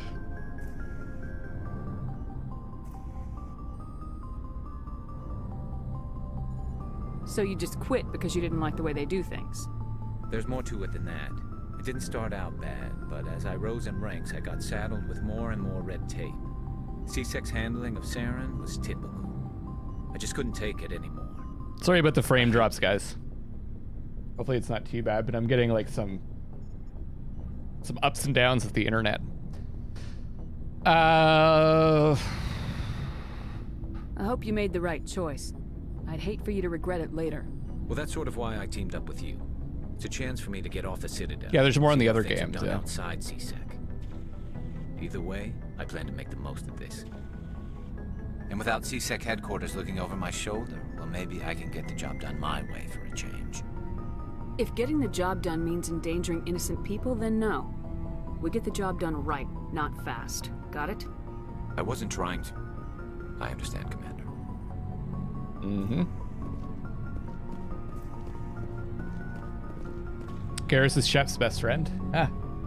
Liara is your choice over the last 9 years of replaying the trilogy. Okay. Shepard, what can I do for you? What's your story, Rex? There's no story. Go ask the Quarian if you want stories. Don't be an ass. You Krogans live for centuries. Don't tell me you haven't had a few interesting adventures. Well, there was this one time the Turians almost wiped out our entire race. That was fun. I heard about that. You know, they almost did the same to us. It's not the same. It seems pretty much the same to me. So your people were infected with a genetic mutation? An infection that makes only a few in 1,000 children survive birth? And I suppose it's destroying your entire species? That's even worse. I thought it was that they couldn't conceive, but it's when they give birth to the children, they die, right? There's only one male-male romance? And you have to wait till the 3rd game? Oh. Yeah, I was thinking, I want to romance Rex. That's awful. I suppose it isn't all the same. I don't expect you to understand, but don't compare humanity's fate with the Krogan.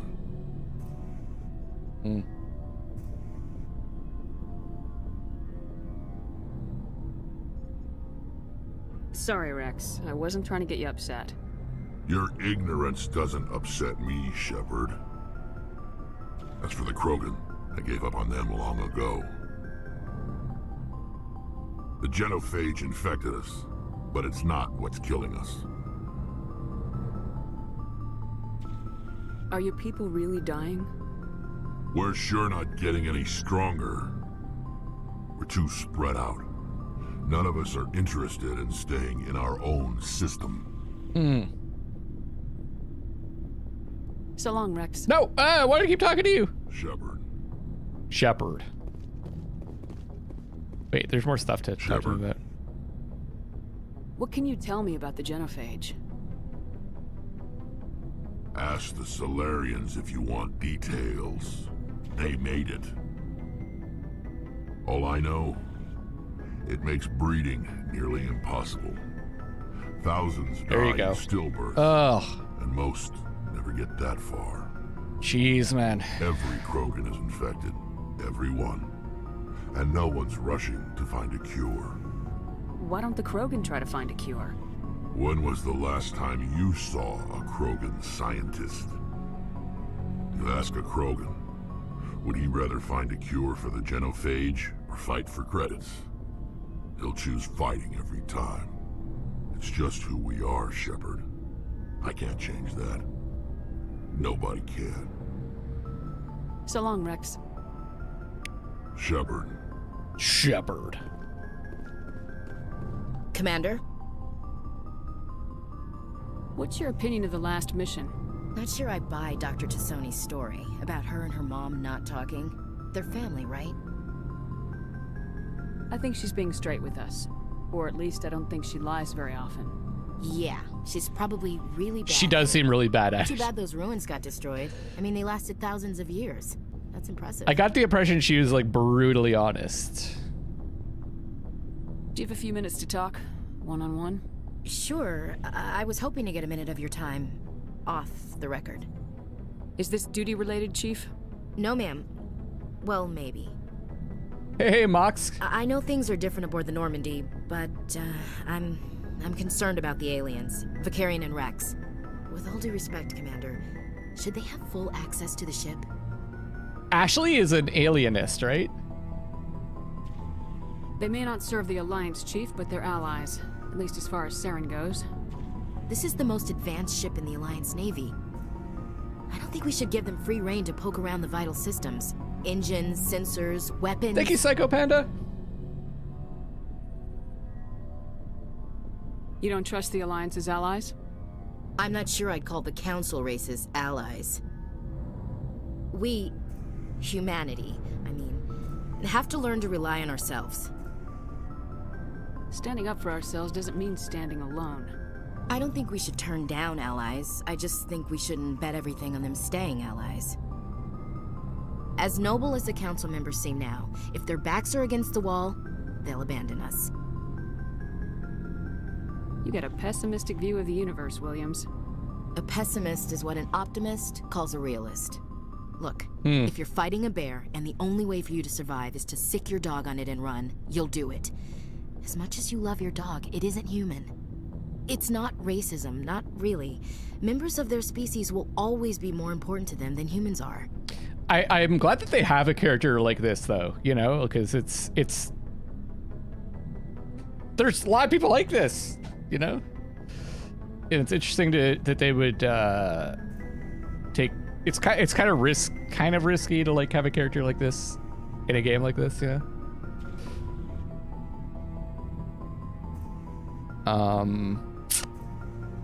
These seem like deeply held beliefs, Williams. What made you think this way? My family's defended the Alliance since it was founded. My father, grandfather, great-grandmother, they all picked up a rifle and swore the oath of service. I guess we just tend to think of Earth's interests as our own.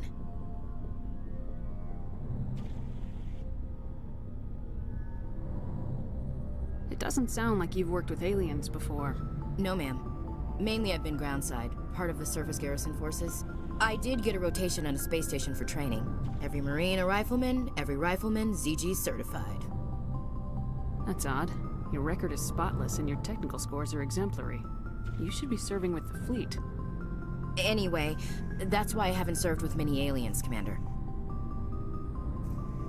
I come from a military family too. My parents were both Navy. Anybody in your family we might know? Couldn't say, Commander. We probably have a lot in common.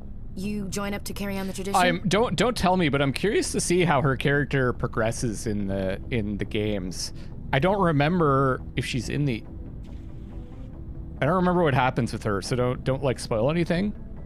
But I'm interested to see that. Okay, we probably have a lot in common. You join up to carry on the tradition.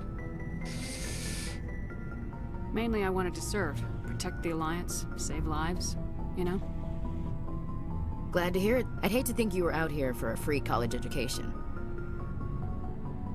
Alright, I can see where your concerns are coming from, Williams. But this is a multilateral mission.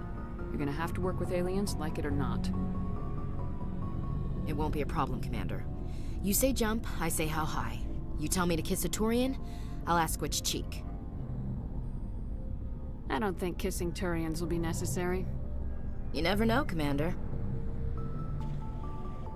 Dismissed, Chief. Ma'am. Yeah, it's like... She clearly has prejudices, though, you know? Oh, neat. There's the lockers here. And Liara is down... here? Oh, Tally's down here, that's right.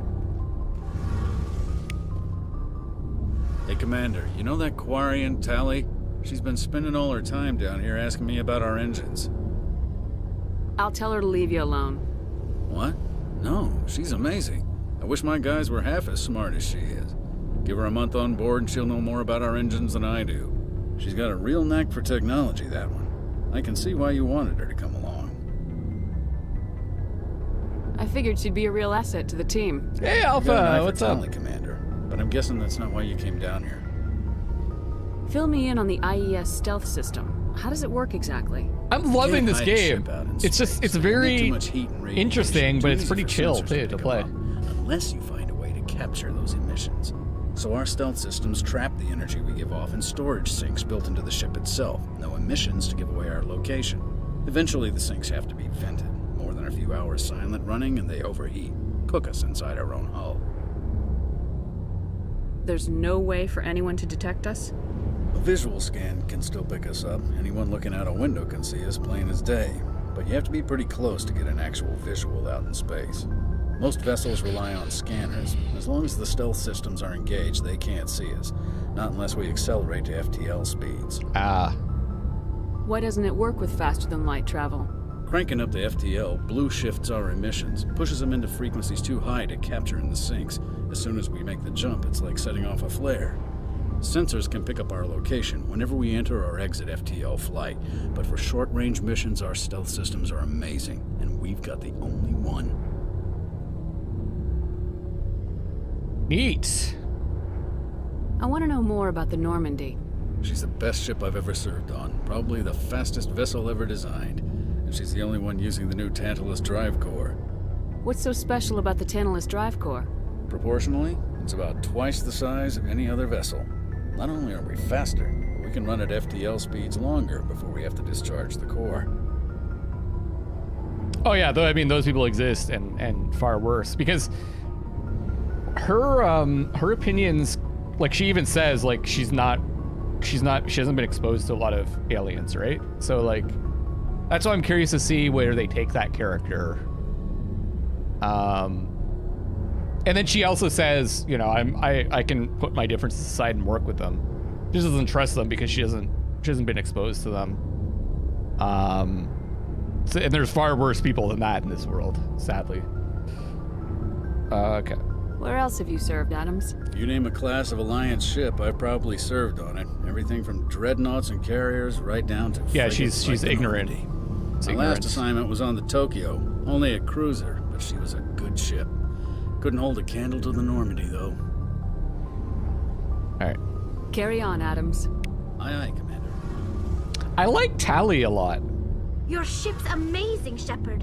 I've never seen a drive core like this before. I can't believe you were able to fit it into a ship this small. I feel like if... I'm starting to understand why you humans have been so successful. I had no idea Alliance vessels were so advanced. I feel like if I could romance Tally in this one, I probably would, because I kind of dig her character. The Normandy's a prototype, cutting-edge technology. A month ago, I was patching a makeshift fuel line into a converted tug ship in the flotilla. Now, I'm sitting on board one of the most advanced vessels in Citadel space. I have to thank you again for bringing me along. Traveling on a vessel like this is a dream come true for me. I had no idea you found ship technology so interesting. It comes with being a Quarian. The migrant fleet is the key to the survival of my people. Ships are our most valuable resource. But we don't have anything like this. We make do with cast-offs and second-hand equipment. We just try to keep them running for as long as we can. Oh yeah, okay, Some of the so fleet's larger vessels date that's the all way other back part to is our original flight from the Geth. It's 30 years after the first contact war, so there's going to be like some prejudices if her life was affected by that as well, right? I'm not trying to make excuses, I'm just like, if your only experience with something that you don't understand is negative, pretty much anyone is going to have a negative prejudice towards that thing, right? It's our nature to be, we put up defenses against things that have harmed us. You know, like if you met a cat as a child for the first time and it bit you or it scratched you, even though cats are adorable and lovely animals, you're gonna grow up with that, like, you know, defense mechanism.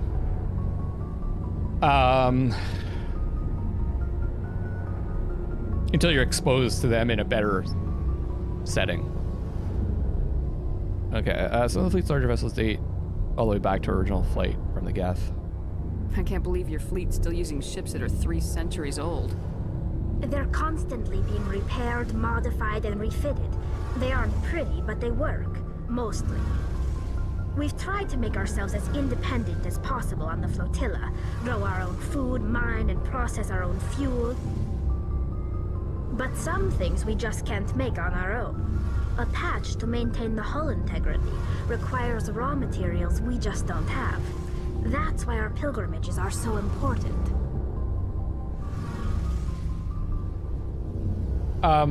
Ashley doesn't say anything about Tally and Liara, only about Garrus.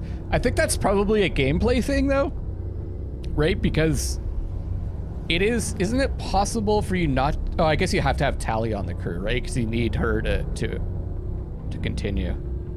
Also, they're in the room with her, so maybe that's why she references them.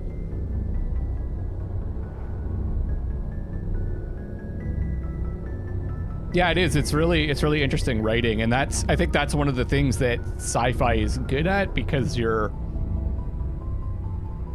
taking these subjects that we deal with, but you're removing the direct references, and you're not obfuscating, but you're what's the term I'm looking for?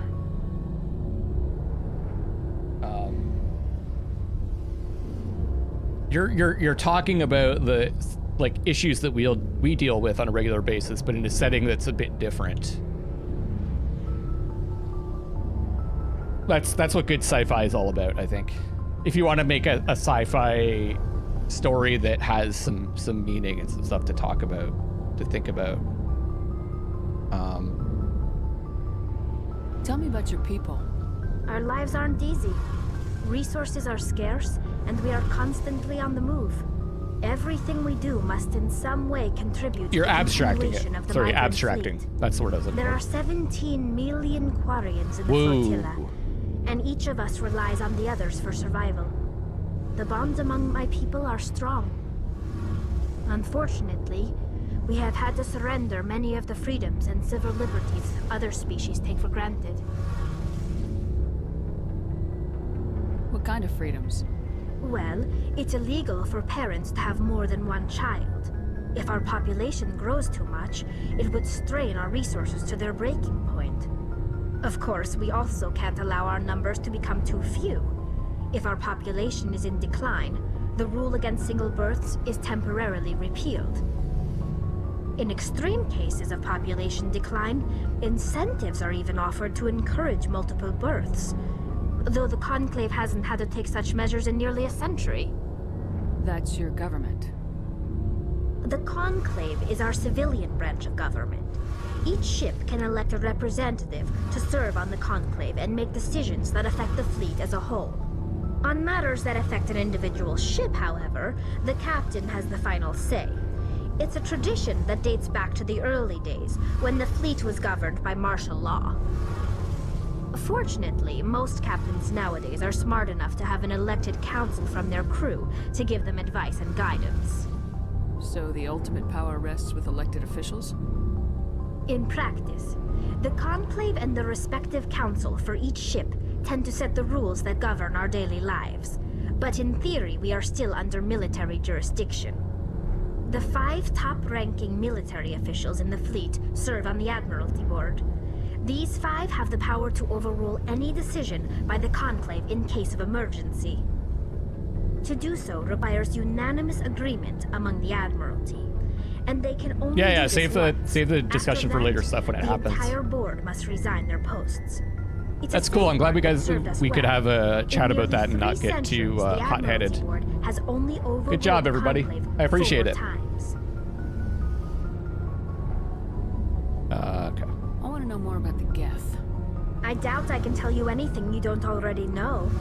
It's been almost 3 centuries since they drove my people into exile.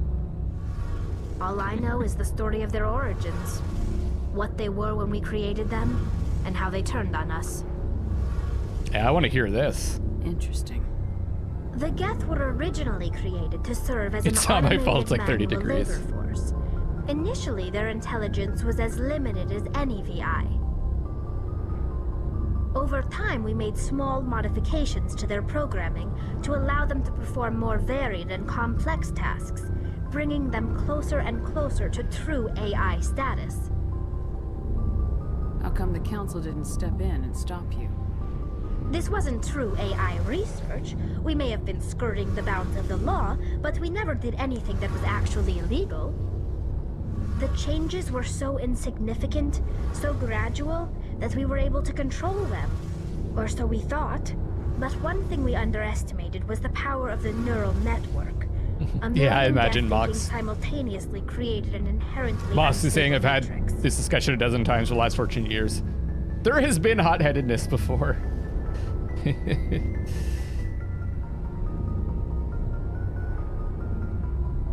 So the Geth share brainpower?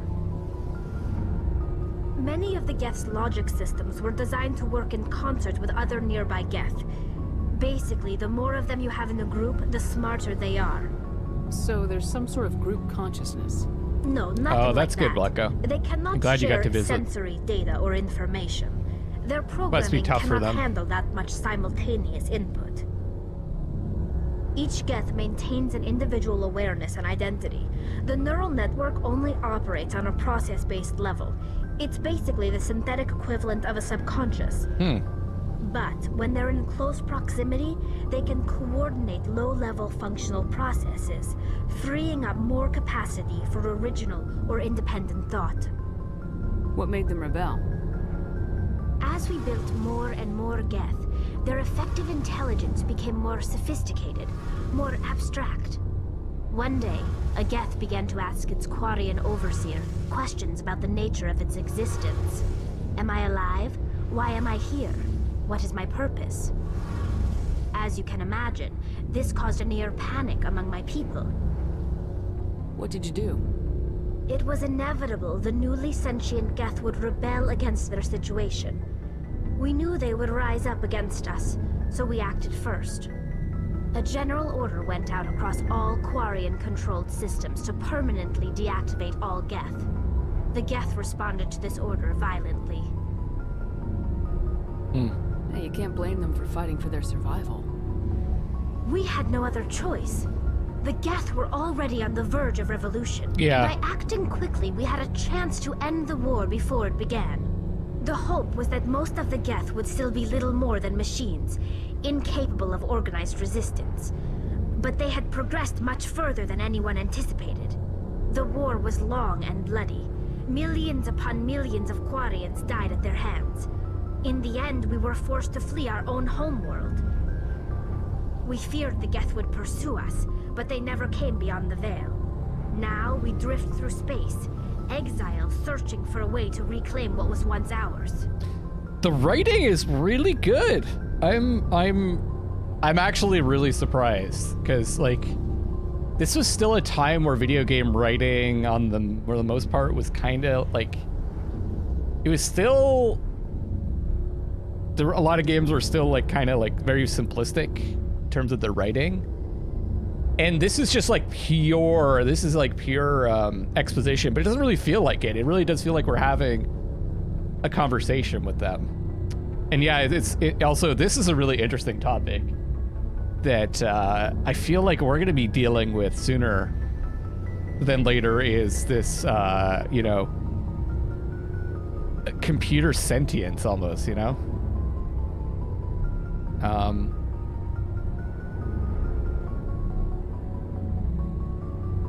It's hard to feel sorry for you.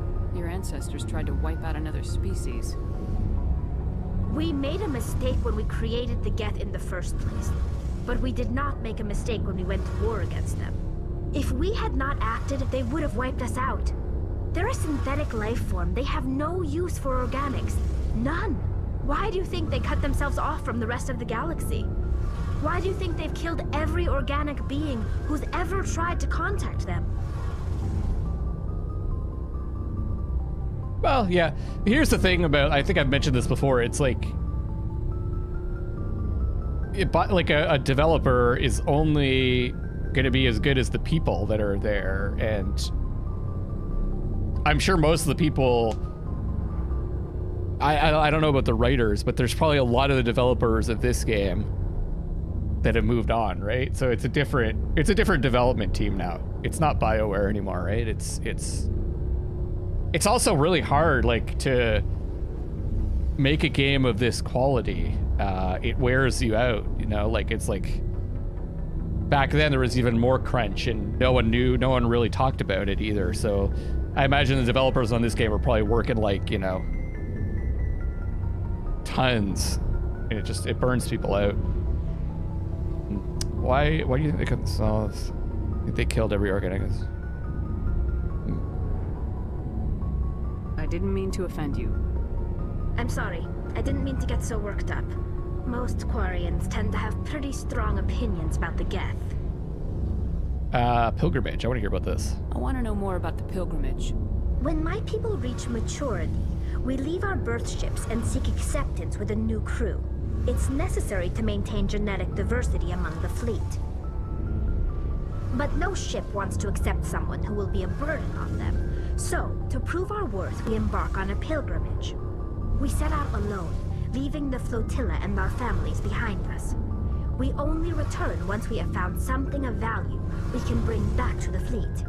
This is presented as a gift to the captain of the respective ship we wish to join. If the gift is accepted, we are welcomed into the crew. Can a captain choose to reject the gift? That doesn't happen often.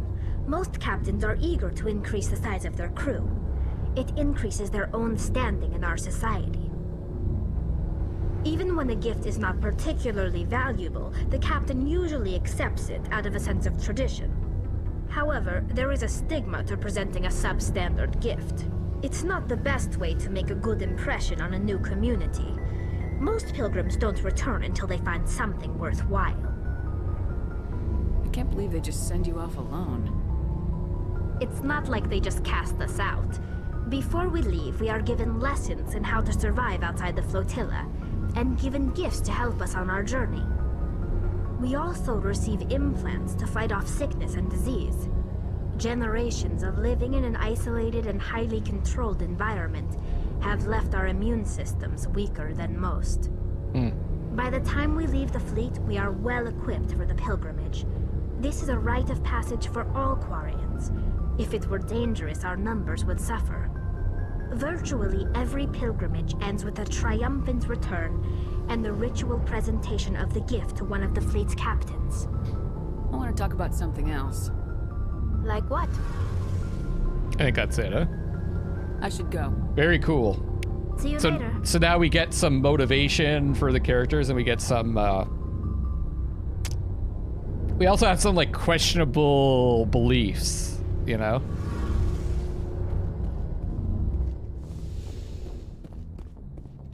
Garrus is like, you can tell that Garrus, he's willing to do anything to get the job done. Rex, well, like, what's his... Rex is kind of like his, I guess, negative. He's just violent. He's just like violence. Ashley's kind of a alienist, and then we've got Tally, who's people were willing to commit genocide. Rex is just old. Rex is grumpy cat, yeah. And then Tally's people, and she was totally cool with it. Was willing to commit genocide to save themselves. Hey, Commander. Looking for some extra supplies before you head out? What have you got? Whatever you want. Armor, weapons, mods. It's not standard Alliance issue, but that's not... Well, as long as you don't mind paying for it. Why should I pay you for my weapons and armor? My stuff doesn't come from the Alliance. I have to purchase it myself, and it's not cheap. Hell, the licenses alone have set me back more than I'd like. But no licenses, no goods. Without the goods, I'm out of a job. Let's see what you got. You bet, Commander. Okay.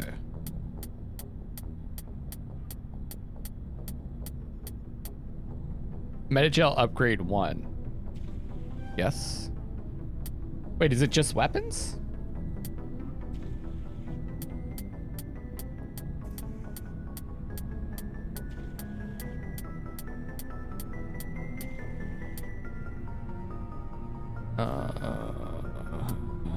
So much stuff.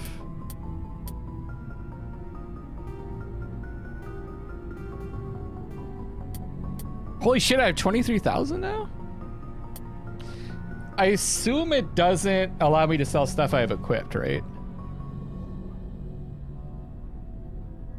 After last stream, I went into the game and these weapons appeared for me too after the update. Okay. No, that wasn't Matt. That wasn't Matt Mercer.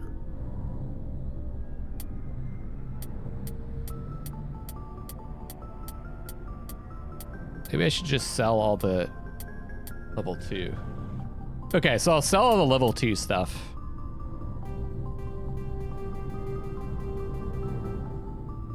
Oops. And the level 1 stuff, apparently. Looking for supplies? Let's see what you got. You bet, Commander. Wow, I can almost buy this stuff already. If I just save up. I could buy, like, these are like the best guns?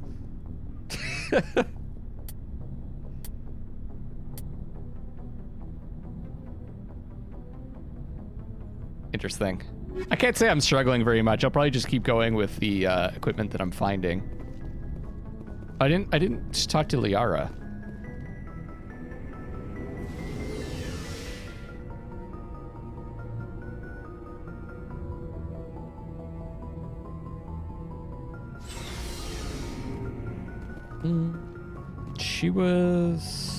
She's in the med bay, right? Is that over here?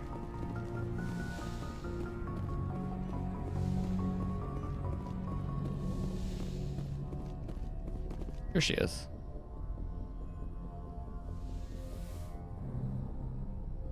Some of the level 9 and 10 Commander, guns are better. Are you coming to check up on me? You look much better. How are you feeling? Dr. Chakwas assures me I am going to be fine. I was impressed with her knowledge of Asari physiology. You're in good hands. Dr. Chakwas knows what she's doing. I never properly thanked you for saving me from the Geth, Commander. If you hadn't shown up... I'm just glad we got there in time. So am I. I know you took a chance bringing me aboard this ship. I have seen the way your crew looks at me. They do not trust me. But I am not like Benezia. I will do whatever I can to help you stop Saren. I promise. I think what I'll do is I'll just save up my money and I'll just buy, like... I'll buy that stuff. That's all I'll spend my money on. It makes sense to me. And I guess grenades and the licenses and the metagel upgrades. Don't worry, Liara. I trust you. I know you won't let me down. It means a lot to hear you say that, Commander. Thank you. Tell me about yourself, Liara. Me? I am afraid I am not very interesting, Commander. I spend most of my time on remote digs, unearthing mundane items buried in long-forgotten Prothean ruins. Sounds dangerous. And lonely. Sometimes I would run afoul of indigenous life forms or stumble across a small band of mercenaries or privateers, but I was always careful. Until the Geth followed me to Artemis Tau, I never found myself in any situation my biotics could not handle. As for the solitude, well, that is one aspect that most appealed to me. Sometimes I just need to get away from other people. You don't like other people? I suppose it comes from being a matriarch's daughter. People expected me to follow in Benezia's footsteps. They wanted me to become a leader of our people. Matriarchs guide their followers into the future. They seek the truth of what is yet to come. Maybe that's why I became so interested in the secrets of the past. It sounds so foolish when I say it out loud. It sounds like I became an archaeologist simply to spite Benezia. I'm looking at, I guess, an image of the way her eyes looked before. I don't know.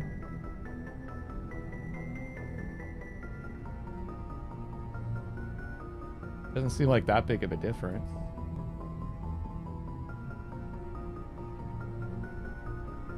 But you guys have played the game more than me. It sounds so foolish when I say it out loud. It sounds like I became an archaeologist simply to spite Benezia. All children rebel against their parents. It's a natural part of growing up. You share the wisdom of the What did they adjust, Shepard. exactly? That is exactly what Benezia said when I told her of my decision. But Pardon there me? was more to it than that. I felt drawn to the past. The Protheans were these wondrous, mysterious figures. I wanted to know everything about them. That is why I find you so fascinating. You were marked by the beacon on Eden Prime. You were touched by working Prothean technology. You have the beacon juice on you. They made the people smaller because they added extra lamps in her room. What? Oh, because it's brighter. Alexander really doesn't like that it's brighter. Well, we can barely even see our own face. Less intensely blue? Okay. Sounds like you want to dissect me in a lab somewhere. What? No, I did not mean to insinuate. I never meant to offend you, Shepard. I only meant that you would be an interesting specimen for an in-depth study. No, that's even worse. Calm down, Liara. I was only joking. Joking? Oh, by the goddess, how could I be so dense? You must think I am a complete and utter fool. Now you know why I prefer to spend my time in the field with data disks and computers. I always seem to say something embarrassing around other people. Gotcha, Liara! Please, just pretend this conversation never happened. Do you know why Benezia joined up with Saren? I don't understand it. She was always outspoken about the need for the Asari to become more involved in shaping galactic events. Maybe she thought allying herself with Saren would somehow be for the greater good in the long run. At least I hope so. This hurts you, doesn't it? None of this makes any sense to me. I have not spoken to Benezia in many years, but I know her, and this was not like her. Something changed. I could see the black ring being removed being a little bit better. Because it would just make her look a little bit... less human, I guess. Theory about Asari looking different to different species. It's an unconfirmed fan theory. Oh. Probably false since you see Asari on computer screens and holograms the same as IRL. Yeah, but it depends on what perspective you're seeing those from, I guess. That's interesting.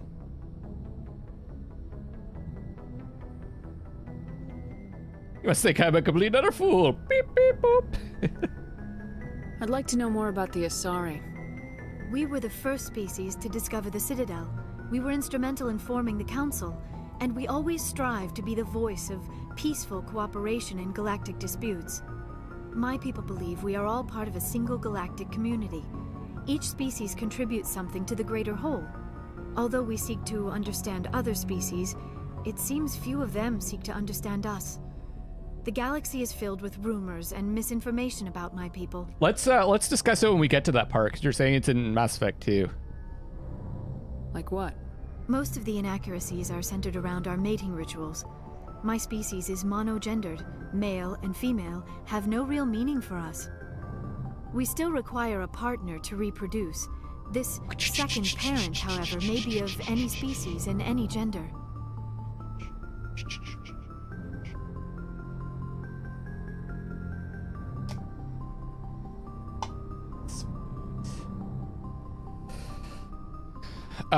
That's disgusting. Okay. I don't understand. Your species can mate with anyone? Mating is not quite the proper term, not as you understand it. Physical contact may or may not be involved, but it is not an essential element of the union. The true connection is mental. Our physiology allows us to meld with other beings. We can touch the very depths of their minds. We explore the genetic memory of their species. We share the most basic elements of their individual and racial identities. We then pass these traits on to our daughters. It is how we learn to grow as a species and how we develop a greater understanding of other races. That is wild. What happens to your partner after the union? Every relationship is different. Some unions are a single encounter with both parents parting ways afterwards. Others can be more long-term. Sometimes an Asari and her partner will stay together for many decades. Do you know who Matriarch Benezia chose as her partner? She rarely spoke of her partner. Though I know my father, if you want to use that term, was another Asari. Well, keep watching, Blacko, if you need answers. I thought you always needed another species to serve as one of the parents. Think about it, Shepard. If we were not able to mate with our own species, we would have died out long before we ever mastered spaceflight and left our homeworld. Union with our own kind is no longer common, not for the purposes of reproduction. Most Asari believe it weakens our species. Asari daughters inherit racial traits from the father species. If both parents are Asari, then nothing has been gained, or so conventional wisdom would hold. Wow, that's I am wild. what is sometimes called a pureblood. Though no Asari would ever be cruel enough to say the word to my face, it is a great insult among my people. It is possible Benezia's partner was embarrassed by their union. She may have been too ashamed to publicly acknowledge me as her offspring. Maybe she wanted to meet you but couldn't. Maybe something could have happened to her. Maybe she passed away. You might be right. I hope you are. But I have no way to know for sure. Yeah, it's very much Benezia the opposite of never spoke Ashley. her partner. Whatever happened, it caused her too much pain to dwell on it. She raised me by herself, though that is not uncommon. Many Asari raise their children alone, particularly if the father species is short-lived. Often the partner will pass on long before the child reaches maturity.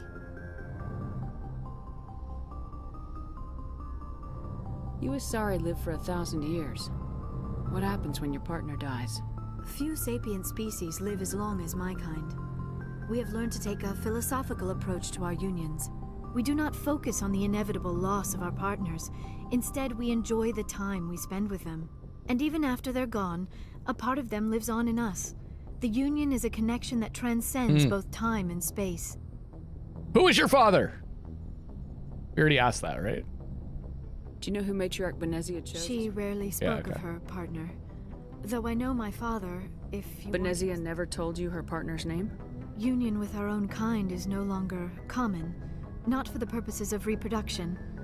Most Asari believe it weakens our species. Asari daughters inherit racial traits from the father species. If both parents are Asari, then nothing has been gained, or so conventional wisdom would hold. I am what is sometimes called a... It is possible Benezia's partner was embarrassed by their union. She made... Many Asari raise their children alone, particularly if the father species... I should go. Goodbye, Shepard. Cool. I think we've spoken to everyone, right? So... Yes, Commander? Is there something you need? I should go. Goodbye, Commander. So let's go do another mission.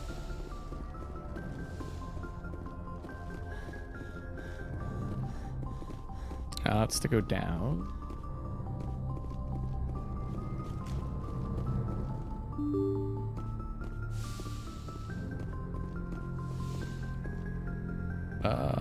Point defense system. Thank you.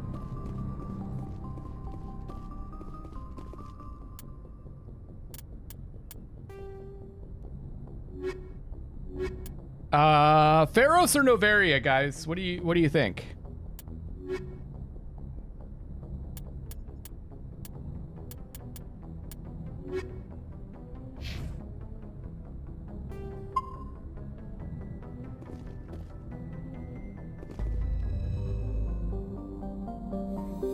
Side quests?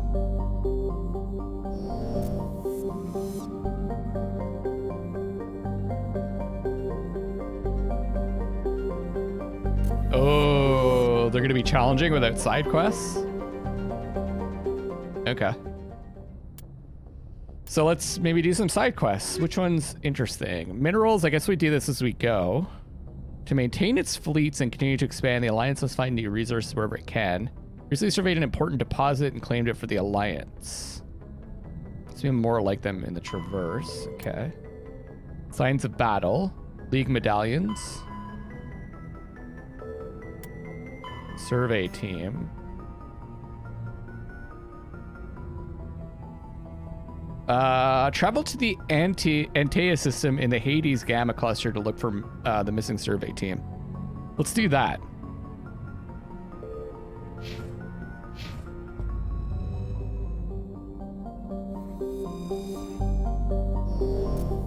I should go to these other worlds too.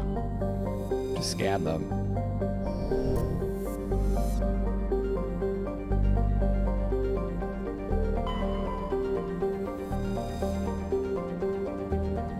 Closer investigation revealed these as millions of elaborate crypts a few meters below the surface, left by a long extinct spacefaring species called the Zeoff. Many human universities wish to perform archaeological excavations. Council law holds grave sites as sacrosanct, however, and the matter has been tied up in court for a decade. Little side stuff. Survey this. Gas deposit surveyed. Cool.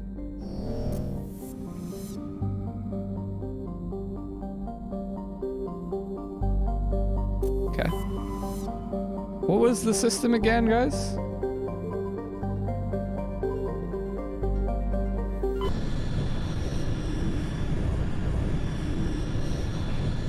Message coming in.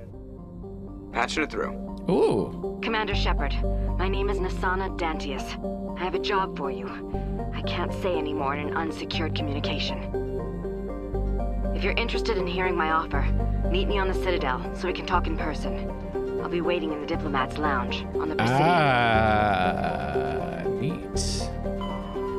Salamis. Wait, we should really study salamis. This could be important. It's related to the bacon.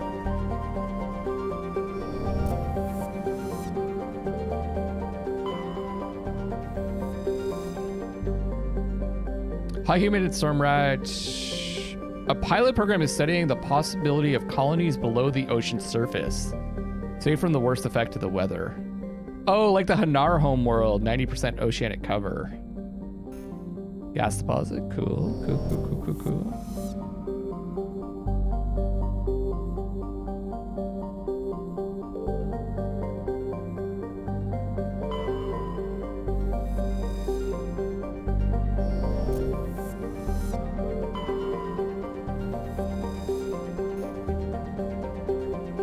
Or gas.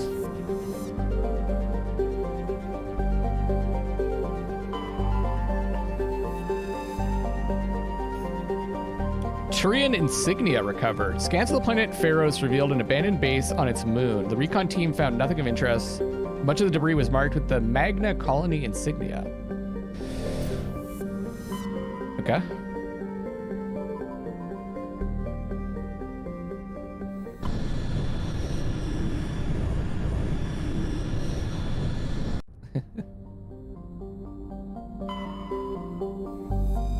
I can land on here. Level 1 pressure hazard. Shargila has a very dense atmosphere of ammonia and oxygen.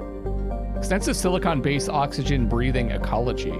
Heavily populated areas are covered with fine silica. High-speed surface winds. Should we land? Let's do it. I kind of like this idea of like exploring all of the planets and just... I think I'm just mainly going to go with Tali and Rex. They kind of match. They work well with my class. Like Liara is the same as similar to me, right? Mainly biotic strength.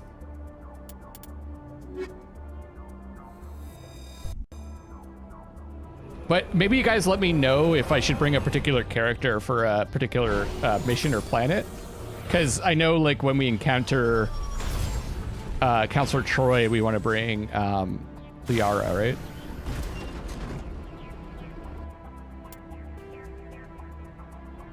Debris, stronghold, anomaly. Okay. But that's, I feel like that's in a while.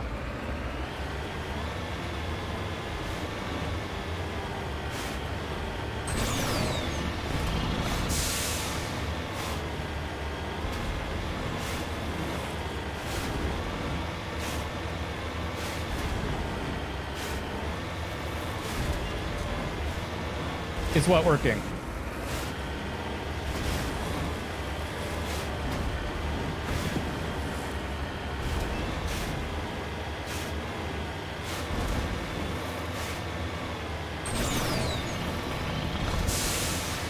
What are you talking about?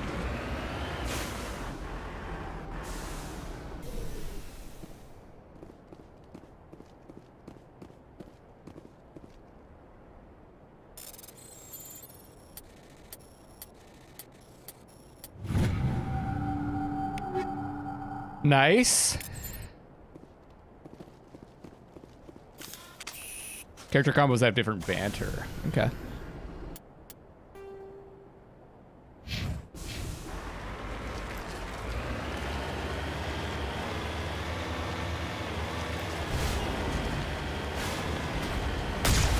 Oops.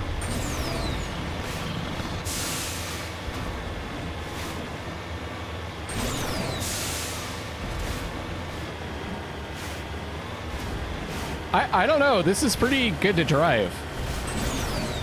I remember, like, the other Mako would, like, jump all over the fucking place. When am I going to watch Capcom's E3? Is that today?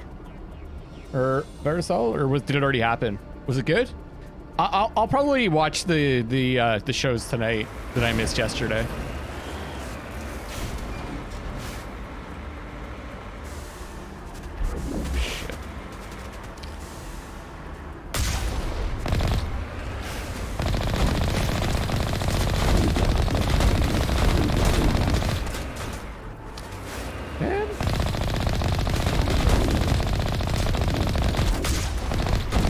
Oh, there's snipers on there. I thought it was some kind of like...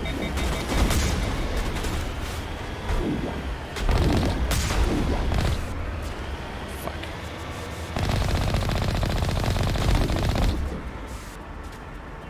No, I don't use Instagram or Facebook. I use Twitter. That's my main... If you type in !Twitter, you can find my Twitter. And I've got a Discord too.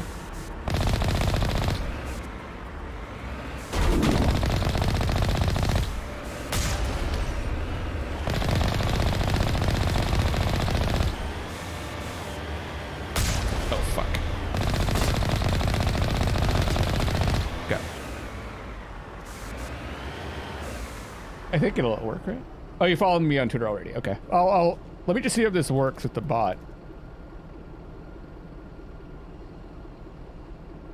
No. Oh, it's like an hour 40 minutes? I'll probably just watch it off stream. I think after I stream this, I'll probably be tired. Oh, there we go. After I'm done streaming this.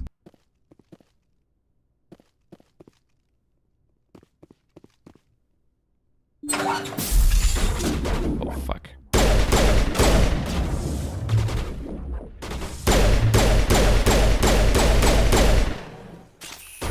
Get in there!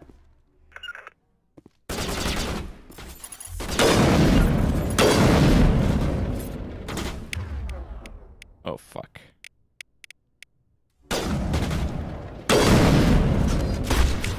Let's use lift.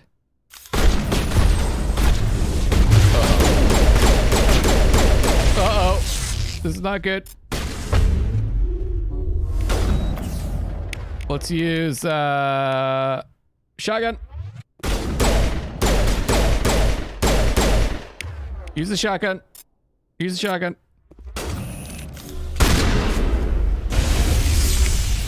Fuck! Are they down?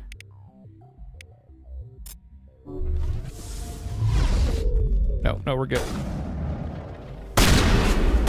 Fucking pirates! Oh, Rex is down! Rex is down! He's okay.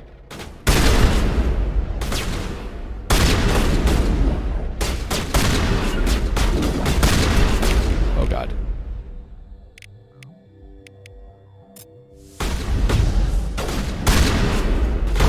Ah, they're both down! Patching you up. Holy fuck balls. That would have my name on it.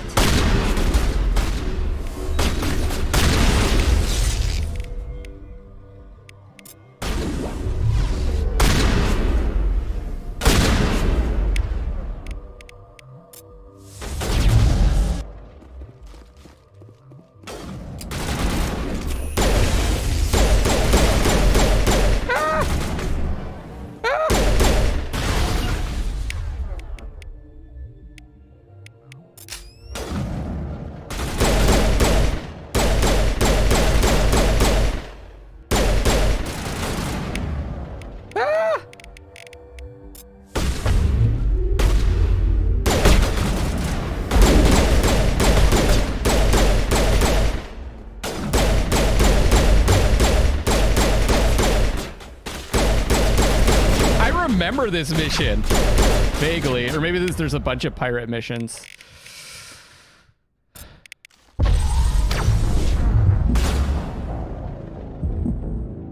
That was not a good lift.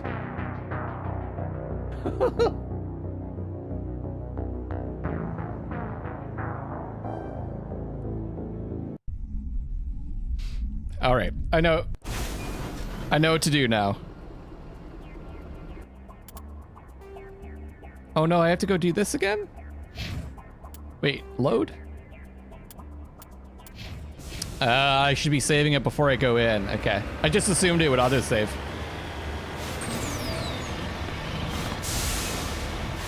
Not much point in a death counter, I never die.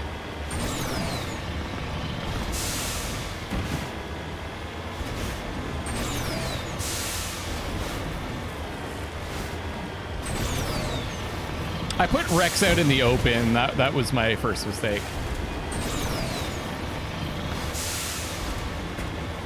And I should hang back and use a sniper rifle, I think.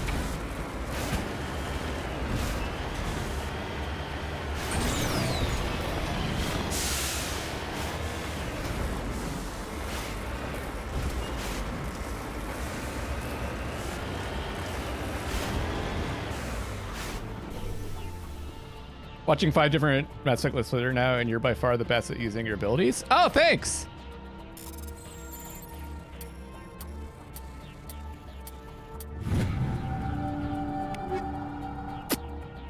Pretty good!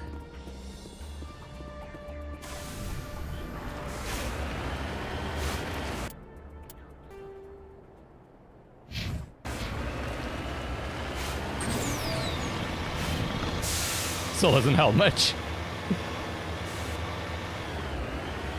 Hey, Mirror Bear. Love you too. I'm glad you caught it also. Let's see, I've been live for about 3 hours, so I'll probably do another hour. I like to try to do like 4 or 5 hours for these streams. Or 3 to 5, I'd say, depending on like how much energy I have, but I think I've got enough energy for another hour.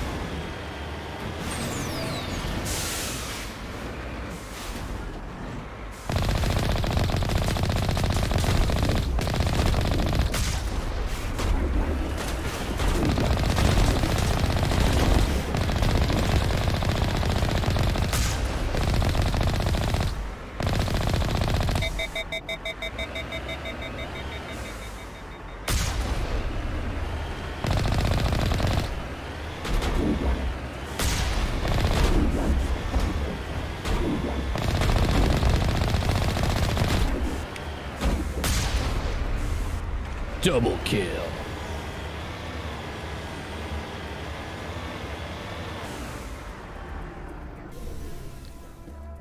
Okay, save it here.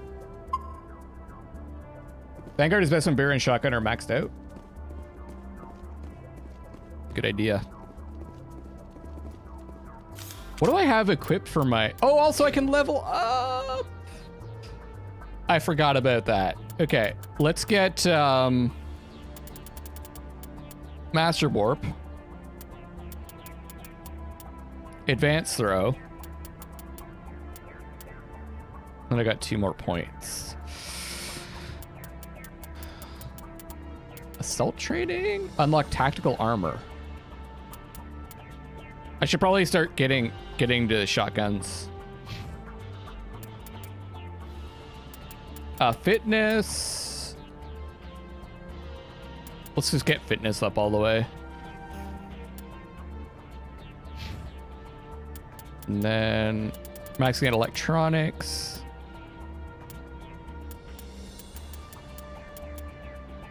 Oh, first aid. Leslie, thank you so much for the $10 tip. That is so nice of you. I hope you're doing well.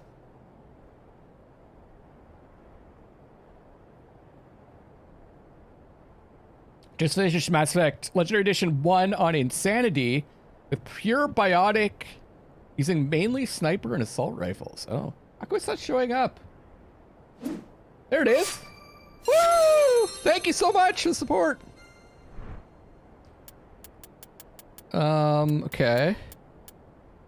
Damping. Does 100 damage, 8-meter radius. Oh, first aid.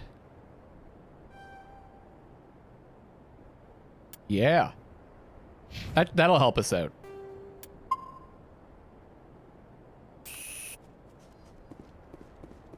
Thank you, Leslie.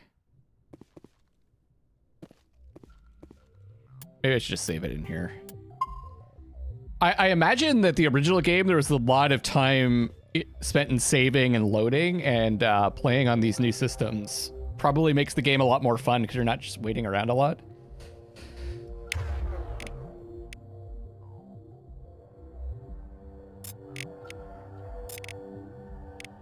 Overload, damping, sabotage, hacking, shield boost.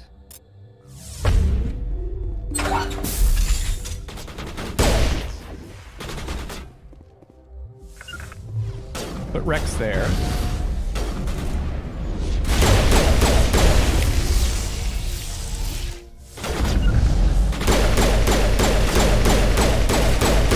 Shit. Okay, we need to use warp on this fucker. Nice. Heal. Okay. Okay. Okay.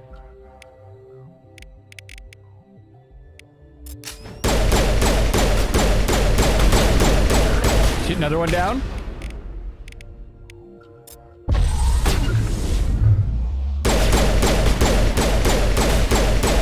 Another one down.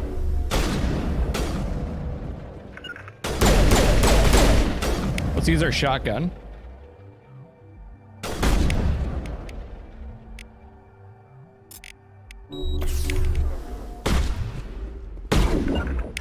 Okay.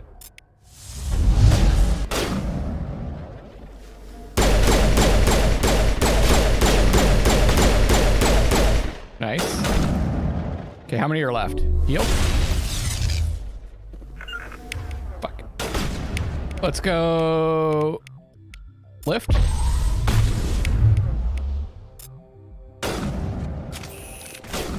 Wait, how come I wasn't able to lift him?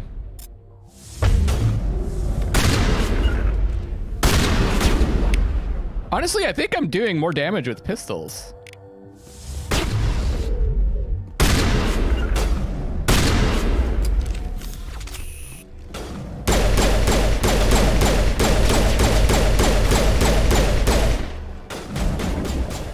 Fuck, there's someone behind me! Can't see! Fucking whacker! Where'd you go? Ah!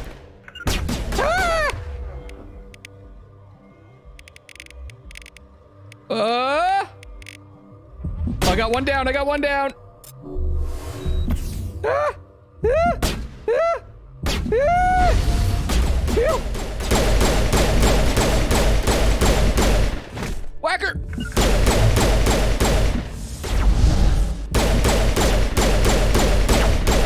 Ah!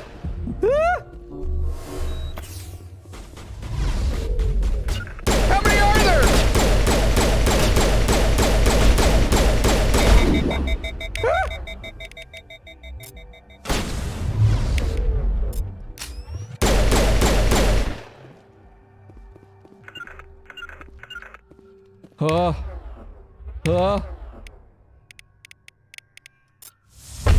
One left, one left, one left, one left.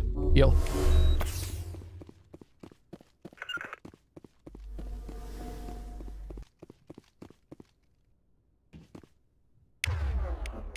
Shit, I don't have Unity up.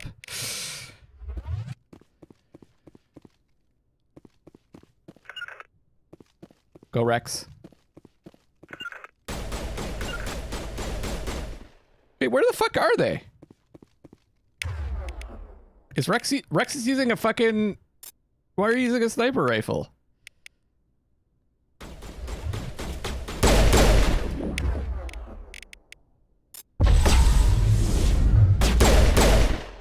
Boom! Get wrecked. Oh, she's back. Okay. Can she heal herself? Damping, sabotage. How does she just automatically use heal?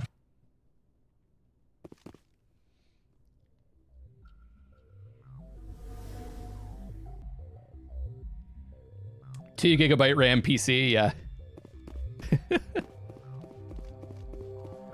Okay. I thought she had a Oh, it just boosts the metagel use, right? The healing? Guess I should save it. All patched up. Oh, fuck, I didn't mean to do that. Okay, we're good. I thought she actually had like a healing skill.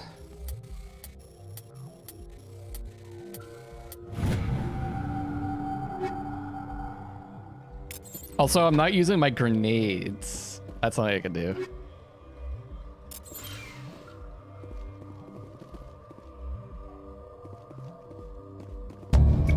Discover evidence that the Asari leading these slavers and Nasana Dantius, an important ambassador on the Citadel, are sisters. Return to the Presidium and confront Nasana with this.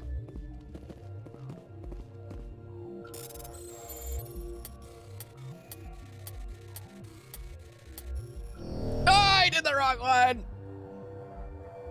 I got overconfident.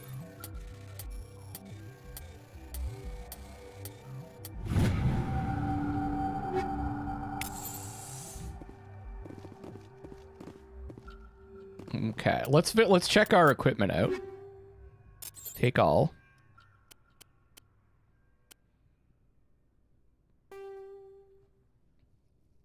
Armor piercing 3.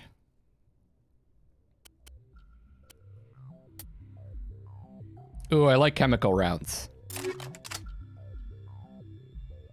More damage. shield battery, plus 45 shields. Armor plating, plus 9% damage protection. Oh, here we go. First aid interface 3. Let's do that, because that way I can hide and I can heal if I need to. Most time you use grenades is in speedruns, initiate combat and do combat sprint. Grenades are pretty bad. Oh, okay, good to know. Maybe I don't care about combat sensor 2, because it doesn't seem to work that well. What's your opinion on a combat sensor, guys? Is that worth it? It's good to know where the enemies are, but they're shooting at you anyways, right? So like, does it really matter?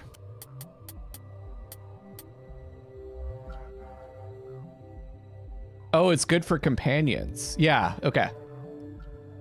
At least one of them should have it. All right. That makes sense.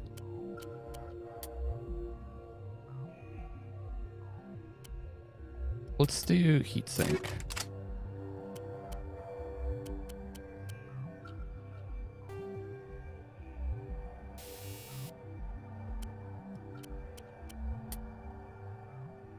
I think I want this on the sniper. And then shotgun.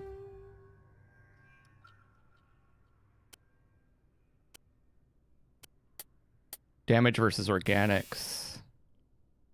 I'll have to remember to use that. Yeah, that's cool. Oh yeah, this shotgun's better, eh? Thank you.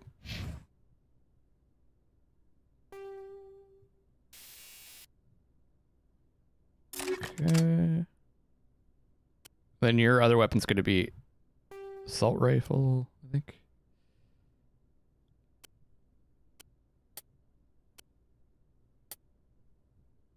Sure.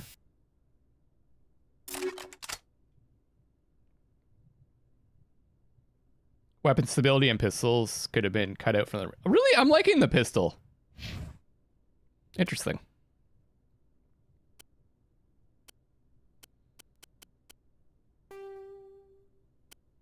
Maybe I'm just not noticing that it's doing way less damage, though.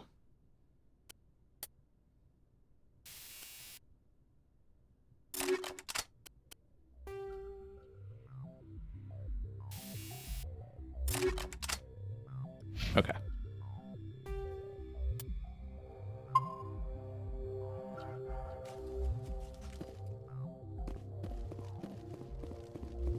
Mission accomplished.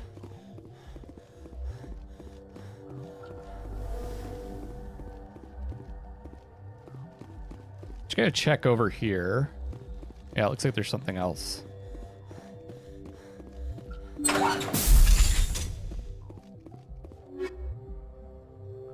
Ooh.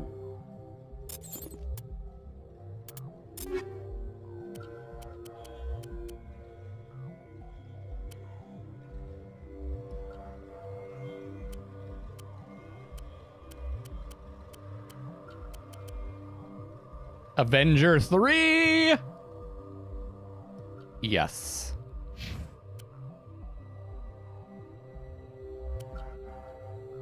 Hurricane 3. I didn't check my armor also. Can't equip it. Hurricane 2, more damage. Sure. Kessler 3. Avenger 1. Okay, I'm getting to grips more with like the UI and stuff like that.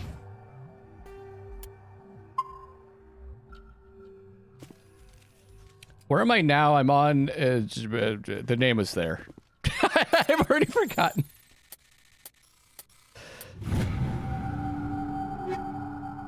Oh, medium armor. And Omni tool. Sweet. Still don't think I can equip medium armor, though.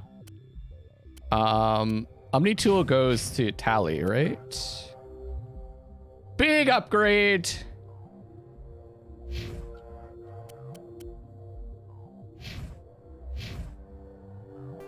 Big upgrade. I'm on, what did it say? Sharjila.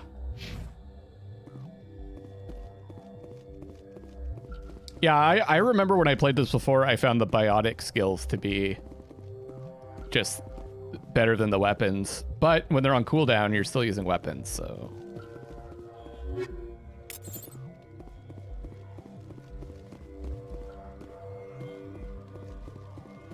Alright. I feel like... Yeah, I think I got everything.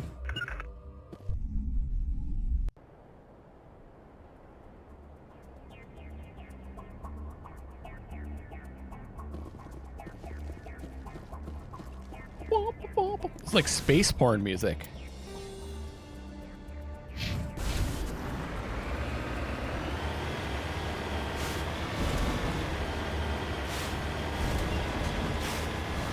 Wait, how come there's still an exclamation mark there? Shouldn't it clear after I'm done it? I guess not, so you know to go there. You know that exists later on when you come back. If you want to go back.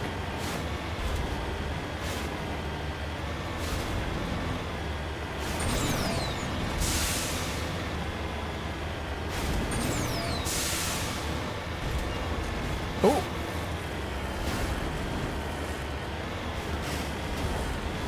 Something else over there.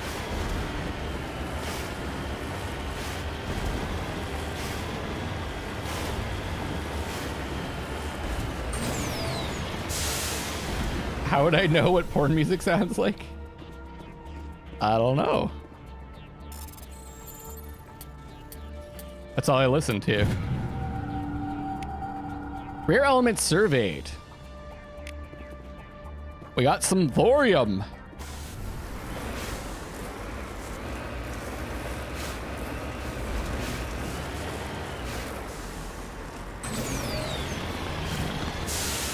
Yeah, Odd told me. Yeah, okay, there you go.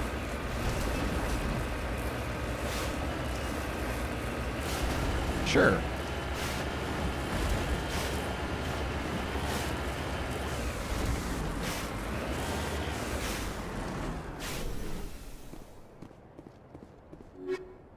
Reaper 3.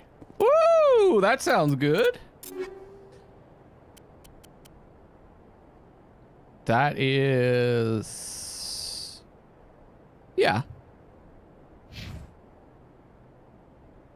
Avenger 3. I'd like to give this to Tally. I think she's more likely to use the sniper, right? Okay. Pardon me.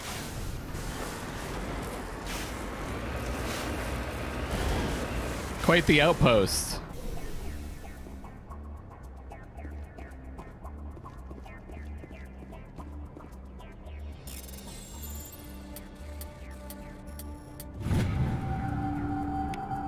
Matriarch's writings recovered. It's not clear who lived here, but it appears to have been abandoned for some time.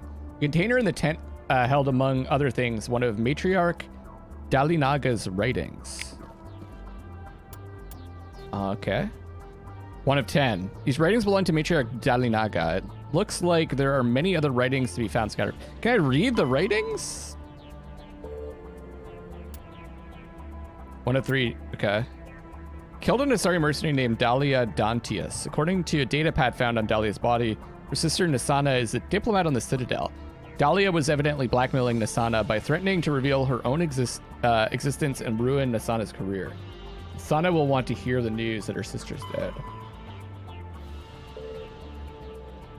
Nice.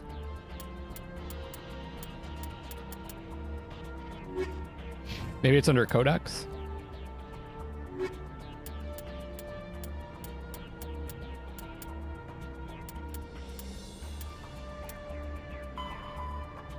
No.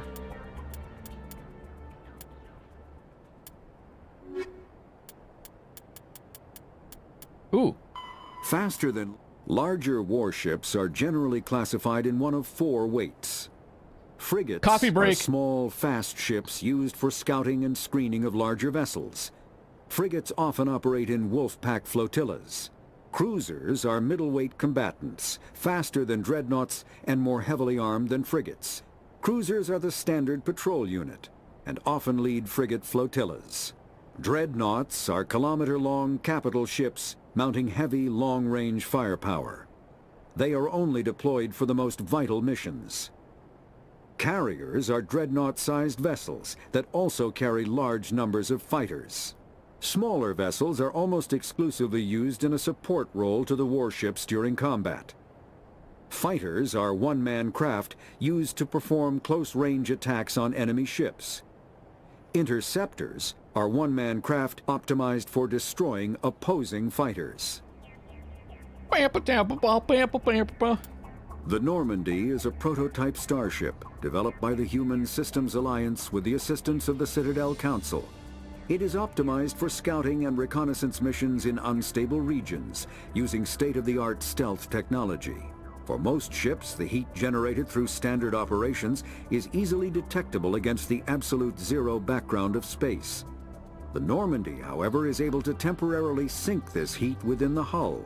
Combined with refrigeration of the exterior hull, the ship can travel undetected for hours or drift passively for days of covert observation. This is not without risk. The stored heat must eventually be radiated, or it will build to levels capable of cooking the crew alive. Another component of the stealth system is the Normandy's revolutionary Tantalus drive, a Mass Effect core twice the standard size.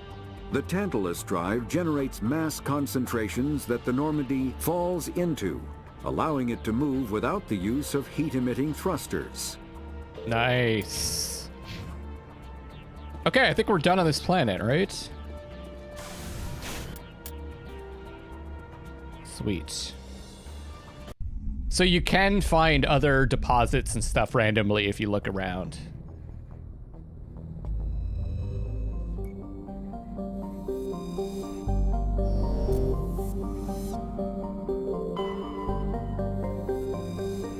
Porolin. Matriarch's writings.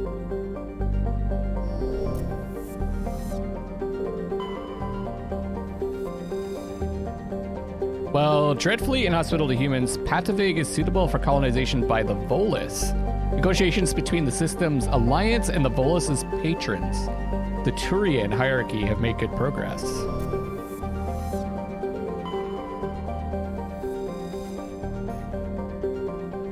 They're just like, let's not write very much for this one. They're probably done reading about all the planets, so we're just not gonna write anything.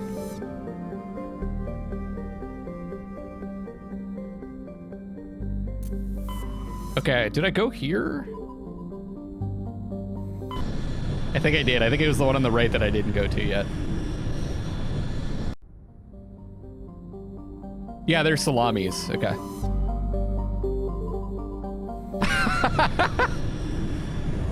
I'm so glad salamis was the first one I looked at.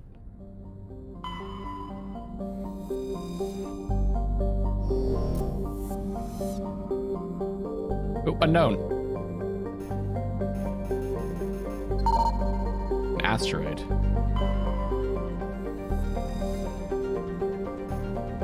Heavy metal, nice. I know, salami sounds awesome. Oh, this is where we did the mission.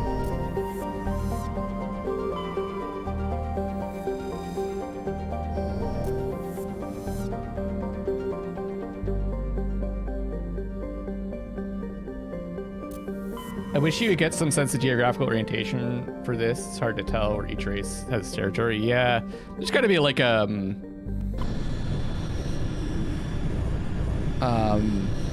map out there, right? Yeah, that's where we found Liara. I think we looked through all these ones too, didn't we? Oh.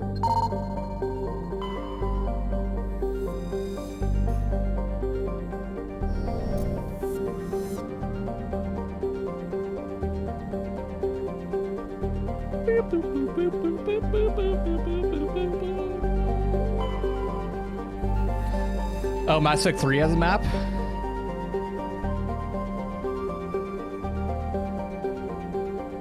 Yeah, okay, we read this. Okay, let's get out of here.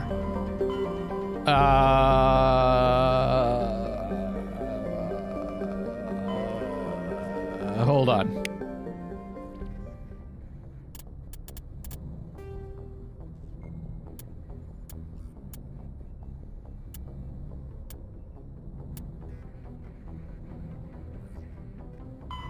Right, Hades, travel to the Antea system in Hades Gamma. Let's do that.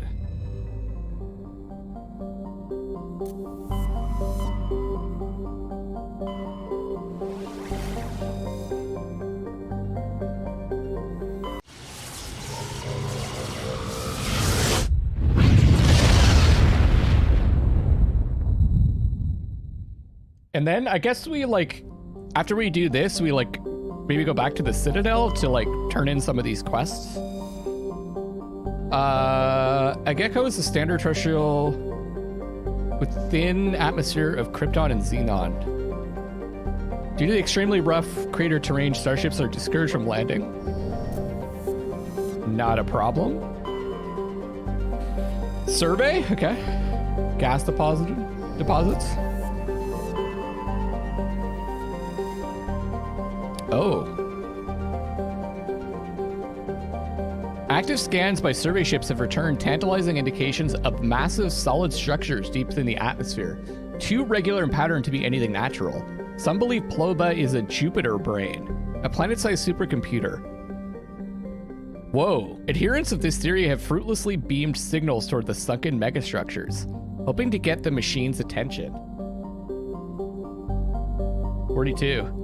Others believe that an ancient spacefaring race disposed of their weapons of war by dumping them into the planet. The last attempt to reach the salvage Ploba's deep anomalies went tragically wrong, and with a crew of 12 being trapped and crushed in the gas giant's lower atmosphere. Yikes.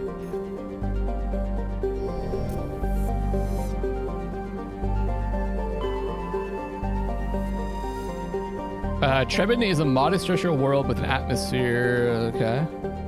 Nickel with deposits of silver. Exogen core recently performed a test impact of a single water ice comet into the surface. First step of a long-term plan to thicken the atmosphere and introduce water to the environment. Survey team is on the surface monitoring the geological and meteorological effects of the test impact. Most of the water released is still in the form of atmospheric vapor. Thick cloud banks have formed. There's every indication that this arid world will soon see its first rain.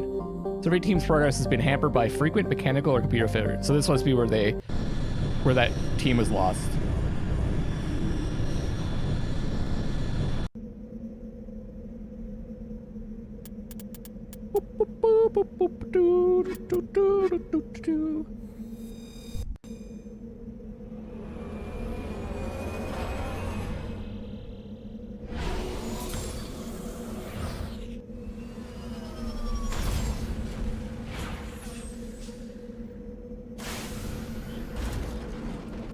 Let's see who we're up against here.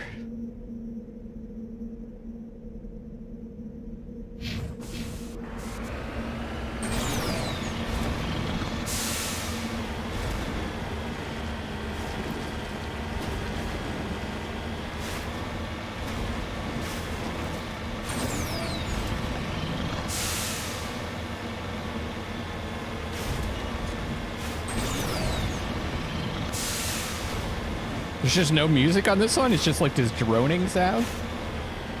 It's kind of creepy.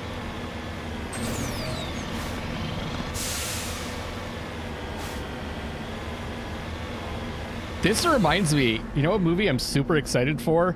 Dune. When's Dune coming out? Isn't that this year?